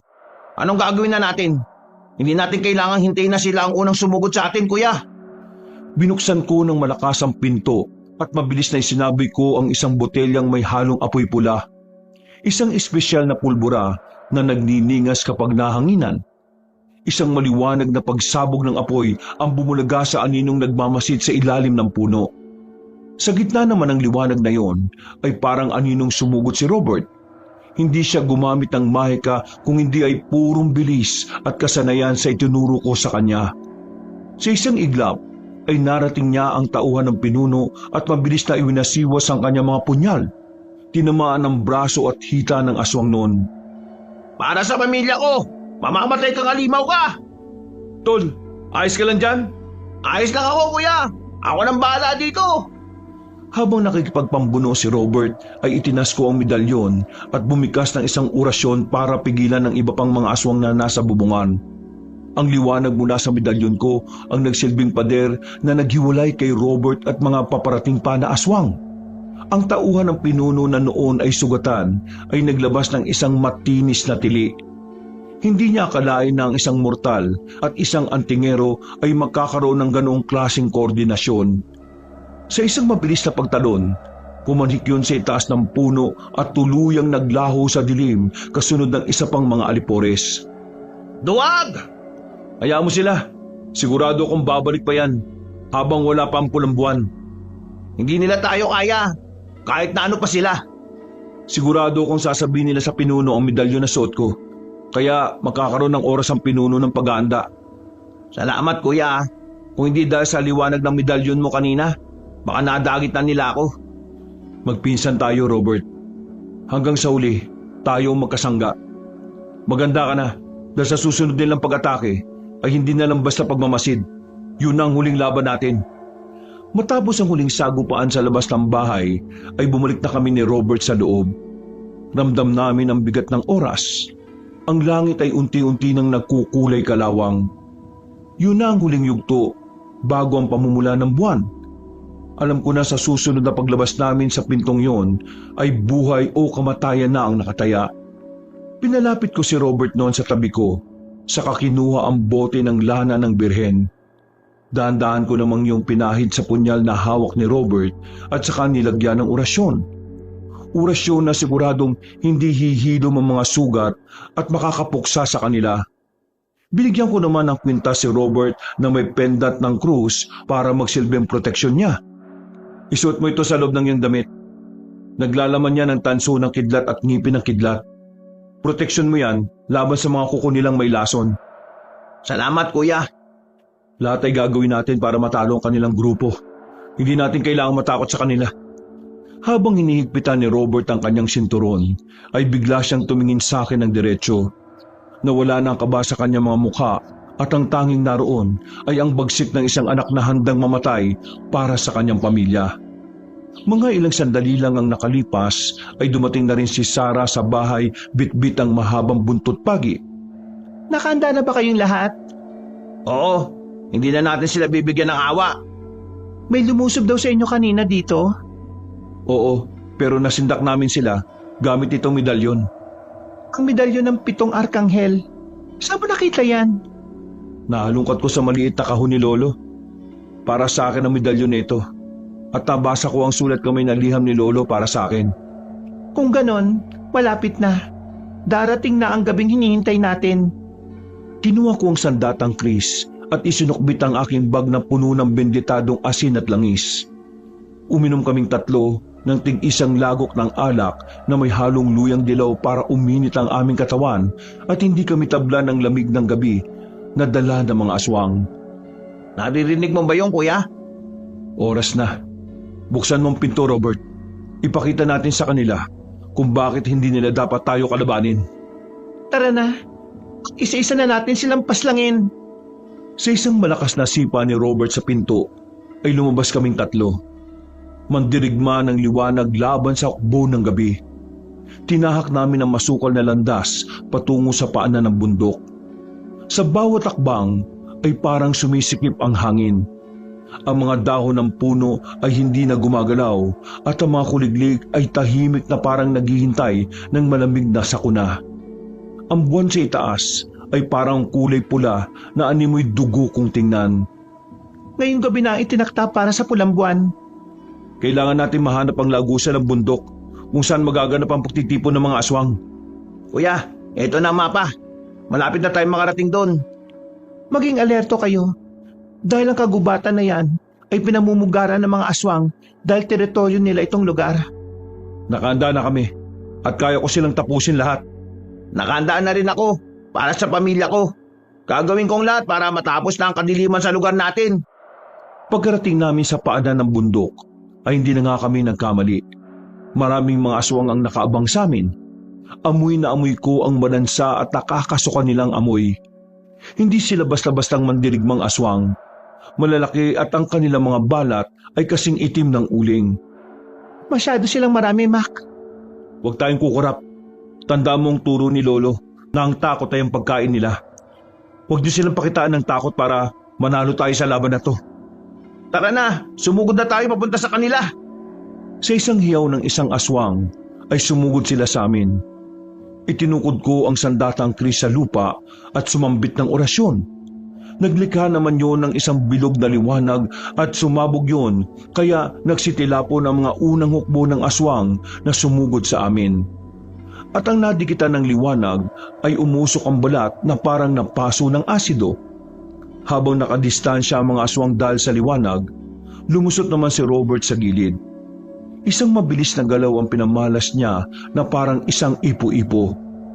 Ang hawak niyang mga punyal ay parang may sariling isip. Bawat saksak niya sa puso ng mga aswang ay nag-iwan niyo ng apoy na tuluyang nagpalaho sa mga aswang. Isang dambuhalang aswang na may pakpak ang sumunggab sa likod ni Robert. Yumuko siya at sa ibabaw ay isinaboy ni Sarah ang isang dakot ng binditadong asin. Sumabog yun sa mukha ng aswang at habang nangingisa yun, tumalo naman si Robert at tinapos ang aswang sa isang malalim na saksak sa bato. Kailangan na natin makapasok sa loob ng lagusan. Paano? Ang dami pa nating kalaban dito. Mag-focus muna tayo dito sa mga kalaban natin dahil mauubos din natin silang lahat. Ginamit ko ang huling natitirang apoy lupa sa aking bag at ibinato ko sa isang malaking puno sa gitna ng mga aswang. Sa isang iglap, naging isang pader na apoy ang paligid na nibigay sa amin ng pagkakataon na makalusot patungo sa itaas. Habang umakyat kami sa matarik na bahagi ng bundok, narinig namin ang galit ng hiyaw ng mga aswang sa ibaba. Pero hindi kami lumingon. Ang amoy na maalinsang dugo ng pinuno ay palapit na ng palapit. Hinawakan ko ng mahigpit ang suot kong medalyon na mistulang nag-iinit. Maganda kayo na sa susunod nating kakaharapin ay ang mismong pinuno ng mga aswang. Narating namin ang bungad ng lagusan sa bandang itaas ng bundok. Ang hangin doon ay hindi maalinsangan pero kasing lamig yun ng sementeryo at kasing lapot ng sariwang dugo. Walang ritual na naganap, walang mga kandila o mga orasyon na kadiliman. Ang nadatnan namin ay ang kanilang pagtitipon. Sa gitna ng malawak at madilim na bulwagan ay nakita namin ang pinuno doon. Nakaupo siya sa isang trono ng bungo. Hindi siya gumagalaw noon na parang naghihintay na lamang sa amin. Dahan-dahan naman siyang tumingin sa direksyon namin pero nanatili pa rin siyang nakaupo doon. Sa wakas, dumating na rin ang apo ko at ang mga alaga niyang aso. Akala mo ba makakapagkasi ka pa ng lagim dito sa lugar namin? Ngayon ka na namin tatapusin. Huwag mo kong itulad sa sarili mong isang duwag. Hindi ako duwag, mga bata. Baka kayong maduwag sa paghaharap natin. Hindi na nakapagpigil pa si Robert kaya sa isang kisap mata ay biglang sumugot si Robert doon. Ang kanyang hawak na punyal ay parang naging isang guhit na asul na apoy sa dilim. Ngunit ang pinuno ay mabilis dahil sa isang kumpas lang ng kamay niya ay lumabas na ang mga anino mula sa gilid at hinarang ang bawat saksak ni Robert. Itinaas ko naman ang medalyon at nagpakawala ako ng isang pasabog ng liwanag para tunawin ang mga aninong pumupulupot sa paa ni Robert. Robert, umalis ka na dyan! Hindi mo kaya yan! Hindi ba ito ang tamang oras para kalabanin ng pinuno dahil ang itinakdang tatapos sa kanya ay si Makmak at hindi tayo? Hindi sapat ang armas mo para sa kagaya niya. Dahil walang ritual na nagpoprotekta kay Robert ay agad naman siyang bumalik sa aming pwesto. Kaya napilitan ng pinuno na lumabas sa harapan. Tumalon siya pababa mula sa kanyang trono. Ang kanyang anyo ay biglang lumaki at ang kanyang mga braso ay naging mahaba na puno ng matatalas na tinik. Naging magulo ang labanan sa loob ng kuweba. Si Robert ang nagsilbing talim na pumapasok sa bawat pagkakataon para hiwaan ng balat ang pinuno. Naglabas naman yun ng itim na usok imbis na dugo. Sa bawat kumpas ng aking sandatang kris at bigkas ng orasyon ay napipigilan ng mga kuko ng pinuno na maabot ang dibdib ni Robert. Sumigaw si Robert habang hawak niya ang isang braso ng pinuno at pilit niyang pinipigilan ang bawat atake. Yun na ang pagkakataon ko. Tumakbo ko patungo sa kanila at ang medalyong ko ay nagliyab na sa tindi ng init. Idinikit ko ang aking palad sa mismong noo ng pinuno. Isang matamis na hiyaw ang bumasag sa katahimikan ng bundok. Ang katawan ng pinuno ay nagsimulang mabitak at ang pulang liwanag ng buwan na tumatago sa butas ng lagusan ay parang latigo na humahagupit sa kanyang kaluluwa. Habang unti-unting nabibitak ang katawan ng pinuno dahil sa dikit ng aking palad at init ng medalyon, ay biglang yumanig ang loob ng lagusan.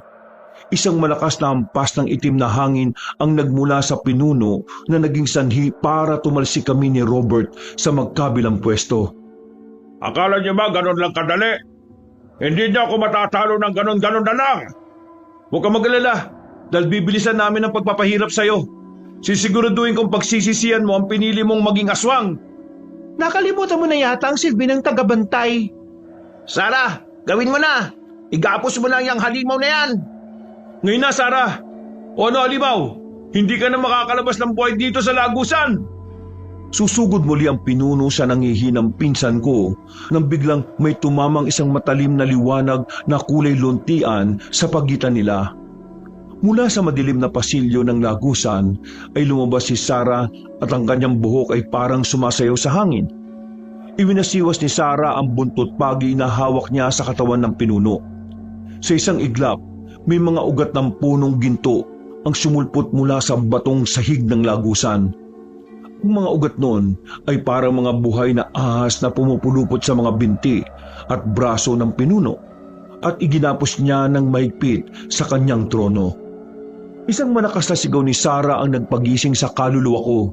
Nakita ko na naman si Sarah na nanginginig ang kamay dahil sa bigat ng mahik ang kanyang ginamit noon. Nagkatinginan kami ni Robert dahil alam namin na yun na ang huli naming pagkakataon. Patuloy pa rin ang pagbigkas ni Sarah ng mga sinaunang dasal na nagpapahina sa depensa ng pinuno. Ang bawat salitang lumalabas sa kanyang bibig ay parang sinasakal ang halimaw. Gamit ang natitira kong lakas noon, ay sinugod ko ang pinuno at inihanda ang sandata kong kris. Pero sa pagkakataong yon ay hindi lang dasal ang ginamit ko. Kinagat ko ang aking hintuturo at pinahira ng sariling dugo ang medalyon. Hindi niyo ako matatalo sa sarili kong kuta. Diyan ka nagkakamali dahil dito sa sarili mong kuta ka mamamatay. Sa tindi ng galit ang pinuno ay nabitak ang itinanim na ugat ni Sarah sa kanya. Nagtama ang paningin namin ni Sarah at sinenyasan ko siyang protektahan si Robert. Tumungo naman siya kaya dahan-dahan kong ibinao ng sandatang kris sa sahig para gumawa ng malaking barrier ng liwanag. Ngunit nang gagawan ko si Sarah ng mahika, ang ginawa kong barrier ay bigla siyang nanghina.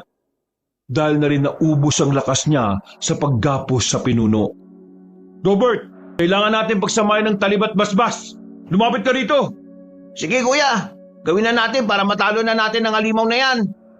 Magpaalam ka na sa mga aliporis mong mga aswang. Dahil ngayon na ang katapusan mo.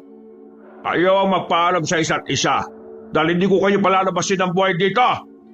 Nang palapit na si Robert sa akin, ay nakumpasan siya ng pinuno kaya tumalsik siya sa pader at nawala ng malay. Nakaramdam ako ng mas matinding galit kaya hindi ko na sinayang ang huling pagkakataon. Habang nagpapalit ang anyong pinuno noon, ay sinugod ko ulit siya, saka hiniwa ang kanyang binti. Gamit ang sandatang kris, nakarinig naman ako ng matinis na sigaw na may halong pasakit. Mas lalong nagbaga mga mata ng pinuno at tinarget niya si Sarah. Sarah! Umilag ka! Hindi mo kami matatalo. Heto nga gupit ng buntot pagi. Tikman mo ito!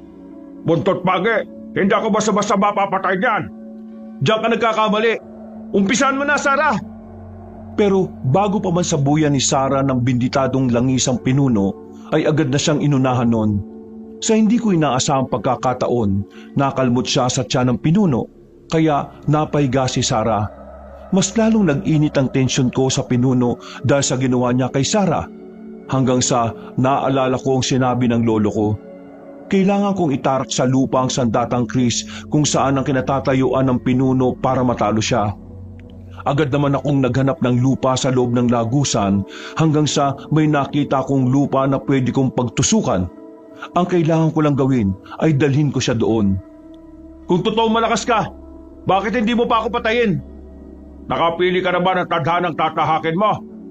Hindi ko kailangan mamili dahil kahit na kailan, hindi ko pipiliin na maging kampo ng kadiliman. Mas magiging malakas ang hukbo ng mga aswang kung sasama ka sa akin. Kahit nasabihin mo pa yan, hindi na magbabago ang isip ko.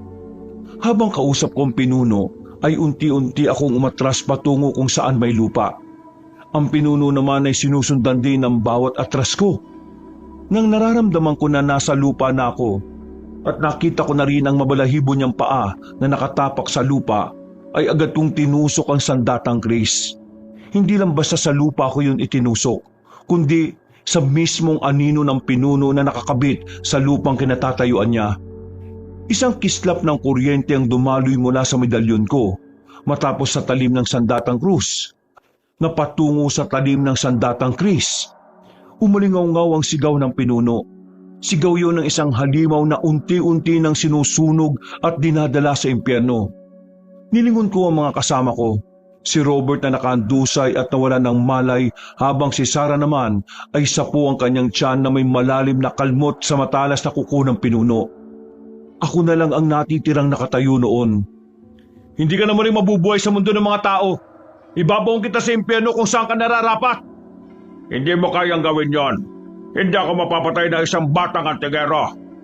Bata man sa iyong paningin, pero kasing talas na matanda akong mag-isip at magkaroon ng prinsipyo sa buhay.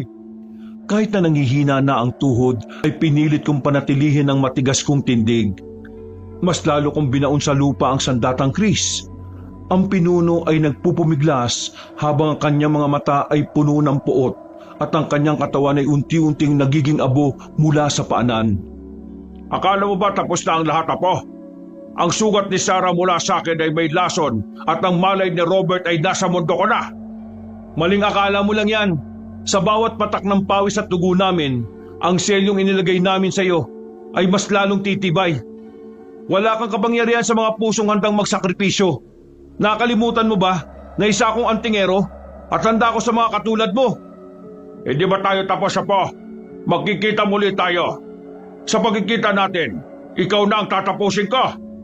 Sige, kung yan ang gusto mo, patunayan mo na makakabalik ka pa sa mundo ng mga tao.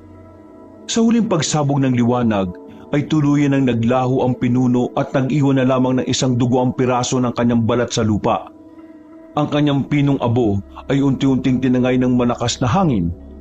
Kasabay ng pagkawala ng pinuno, ang itim na usok na pumalibot sa bundok ay pinalitan ng isang mainit at nakakagaling na aura. Agad kong pinuntahan si Sarah at Robert. Gamit ang huling patak ng aking benditadong langis at ang kapangyarihan ng medalyon, daan-daan kong pinahupa ang lason sa sugat ni Sarah at ginising ko na rin ang diwa ni Robert. Anong nangyari, kuya? Tapos na, Robert. Wala nang pinuno. Si Sarah, nasaan siya? Huwag kang mag-alala dahil ligtas si Sarah at tatanggal ko na rin ang lason sa sugat niya. Salamat sa Diyos at hindi mo kami pinabayaan. Paglabas namin ng lagusan sa bundok, ay sinalubong kami ng bukang liwayway. Isang bagong umaga na walang takot sa aswang. Ang labang ko ay natapos ng may dangal na dala ng pangakong hanggat nagmamanasakit, ang kadiliman ay laging may katapat na liwanag. Tinahak na namin ang daan noon pauwi sa bahay habang si Sarah ay bakay-bakay ni Robert. Hindi pa tapos ang misyon ko. Kailangan ko pang pagalingin si Sarah mula sa kalmot ng pinuno. Iga mo na lamang si Sarah sa papag. Doon ko siya gagamutin. Akala ko ba'y natanggal mo na ang lason? Tanging lason lang ang natanggal ko. Pero ang sumpa na inilagay ng pinuno ay nanatiling gumagalaw. May kapangyarihan ka pa ba para manggamot? Di ba ang kapalit ng paggamit mo ng sandatang kris sa pinuno ang pagkawalang bisa mo bilang antingero? Tama ka dyan. Pero kailangan kong subukan para mailigtas sa bingit ng kamatayan si Sarah. Gawin mo ang lahat para maisalba mo ang buhay niya, pinsan. Pagdating namin sa bahay ay kagad ko naman na pinahiga si Sarah sa papag. Ang kalmot sa kanyang tiyan ay nangingitim na. Isang tanda yun na ang kuko ng pinuno ay may taglay na sumpa na unti-unting nilalamon ang lakas ni Sarah. Si Robert naman, kahit halata ang pagkapagod sa kanya, dahil sa pagpasan kay Sarah, ay agad na kumuha ng mainit na tubig at malinis na tela. Nakiusap naman siya na iligtas ko si Sarah sa kamatayan. Hindi na ako nag-aksaya ng oras, kaya mabilis kong kinuha ang natitirang gamit sa panggagamot. Ang langis ng nyog ay hinaluan ko ng dinurog na tanso at ang dahon ng suha. Ipinahid ko naman yun sa sugat ni Sarah, saka ko ipinatong ang medalyon ko sa kanya para sipsipin ang itim na enerhiyang iniwan ng pinuno. Lumabas ka na muna, Robert. Kailangan kong gawin to na mag-isa. Sigurado ka, kuya? Wala namang mangyayari masama sa'yo, di ba? Oo. Ang orasyon na gagawin ko kay Sarah ay dapat sa aming dalawa lang. Maghintay ka lang ng isang oras. Lalabas na rin ako dito. May tiwala ako sa iyo, kuya. Alam kong gagawin mo ang lahat para makaligtas siya. Malaki ang utang na loob ko sa inyong dalawa, kaya hindi ko hahayaang may mangyaring masama sa inyo. Salamat kuya. Kahit na munti ka na kitang linlangin, ay nagawa mo pa rin akong patawarin at pagkatiwalaan. Tulad ng sinabi ko sa iyo noon, kung ako ang nasa posisyon mo, ay gagawin ko rin ang naging desisyon mo. Ramdam ko naman na tunay na kaibigan at pinsan ang turing mo sa akin. Hindi ko makakalimutan yon. Maraming salamat ulit kuya. Hindi ko sasayangin ang tiwalang binigay mo sa akin. Nang lumabas na si Robert sa kwarto, ay nag-umpisa na rin ako sa orasyon ko. Habang binubulong ko noon ang pinakamalakas na orasyon ng pagpapagaling, ay nagsimula ng umusok ang sugat ni Sarah. Ang itim na kulay ay dahan-dahang napalitan ng kulay rosas na laman. Isang mahabang buntong hininga ang pinakawalan ni Sarah bago siya tuluyang nakatulog ng mahimbing. Ang sumpa ay naglaho na. Lumabas na ako sa kwarto at dinatnan ko sa labas si Robert na nakatingin sa sumisikat na araw. Ang dating mapulang buwan ay isang madilim na alaala na lamang. Tapos na ang lahat, tol. Ang pinuno ng mga aswang ay abo na at nakakulong na sa impyerno. Ligtas na tayong lahat, pati na rin ang pamilya mo. Maraming salamat talaga kuya. Dahil sa iyo, kaya nagtagumpay tayo. Isinakripisyo mo ang buhay mo para iligtas mo kaming lahat. Hindi, tol. Kung hindi dahil sa inyo ni Sarah, ay hindi magwawakas ang kadiliman sa lugar natin. Ikaw lang ang tumampo sa pinuno ng aswang. Dahil din yan ang determinasyon mong matalo ang kasamaan. Sa paglipas ng ilang araw, ay muling bumalik ang sigla ng aming baryo. Ang masukal na kagubatan noon ay hindi na kinatatakutan at ang mga kwento ng aming laban ay naging simbolo ng katapangan. Ipinagkalat rin ni Robert sa mga tao na ako mismo ang tumalo sa pinuno ng aswang. Maraming antingero nakatira sa lugar namin, pero ako lang ang nagkaroon ng lakas ng loob para harapin at kalabanin ang pinuno ng aswang. Sa edad kong 22 ay hindi ako nagpadaig sa takot. Ang sarap pagmasdan ng mga batang naglalaro sa labasan. Hindi na baka sa mga mukha nila ang takot? Tama ka dyan, Sarah. Kung wala tayong antingero na kasimbangis ni Makmak, siguro nagtatago pa rin tayo sa bahay tuwing sasapit ang kadiliman. Hindi naman ako mananalo kung hindi niyo ako tinulungan eh. Ililigtas niyo pa rin ang baryo natin. Mas malaki ang ambag mo, Boy Bangis. Yan ang bansag sa iyo ng mga tao dito simula nang malaman nilang ikaw ang naglakas ng loob na talunin ng pinuno ng aswang eh. Oo nga eh. Pinagkalat mo ba naman? Kalalakay mong tao, tsismoso ka. Siyempre naman, para maging isang magandang alaala ka sa mga taga-baryo natin. At totoo naman ang lahat ng mga sinabi ko sa kanila eh. Iba ang kamandag mo sa mga aswang. Nakakamoy pa rin ako ng aswang pero bigla rin nawawala ang masangsang nilang amoy. Ang ibig mong sabihin, meron pa rin mga aswang? Oo. Dahil ang tinalo lang natin ay ang pinuno. Hindi pa rin ligtas ang baryo natin kung meron pa rin mga aswang. Huwag kayong mag-alala. Hanggat nandito ang katulad ko na antingero, ay ligtas pa rin ang baryo natin. Hindi ko na sinabi sa kanila na kusa na akong iniiwasan ng mga aswang sa baryo namin dahil sa kumalat na balita. Ang balitang ako ang tumapos sa pinuno nila. Makalipas ang 2 taon, ay nanatiling tahimik ang baryo namin at hindi na ako nakakaamoy ng alinsangan na dugo sa paligid. Malamang ay umalis na ang mga aswang sa baryo namin. Bilang isang antingero, ay alam kong hindi yun ang huling pagkakataon na may susubok sa aming kapayapaan. Ngunit habang naroon ako sa baryo, ang kadiliman ay may katapat na liwanag. Tumingala ako sa langit at ngumiti. Alam kong kahit nasaan man si Lolo, ay payapa na siyang nagpapahinga at kampante na siyang wala ng lahi namin ang maghahasik ng lagim. Pinagpalang araw sa inyong lahat. Maraming salamat sa pagsubaybay nyo hanggang dito sa dulo.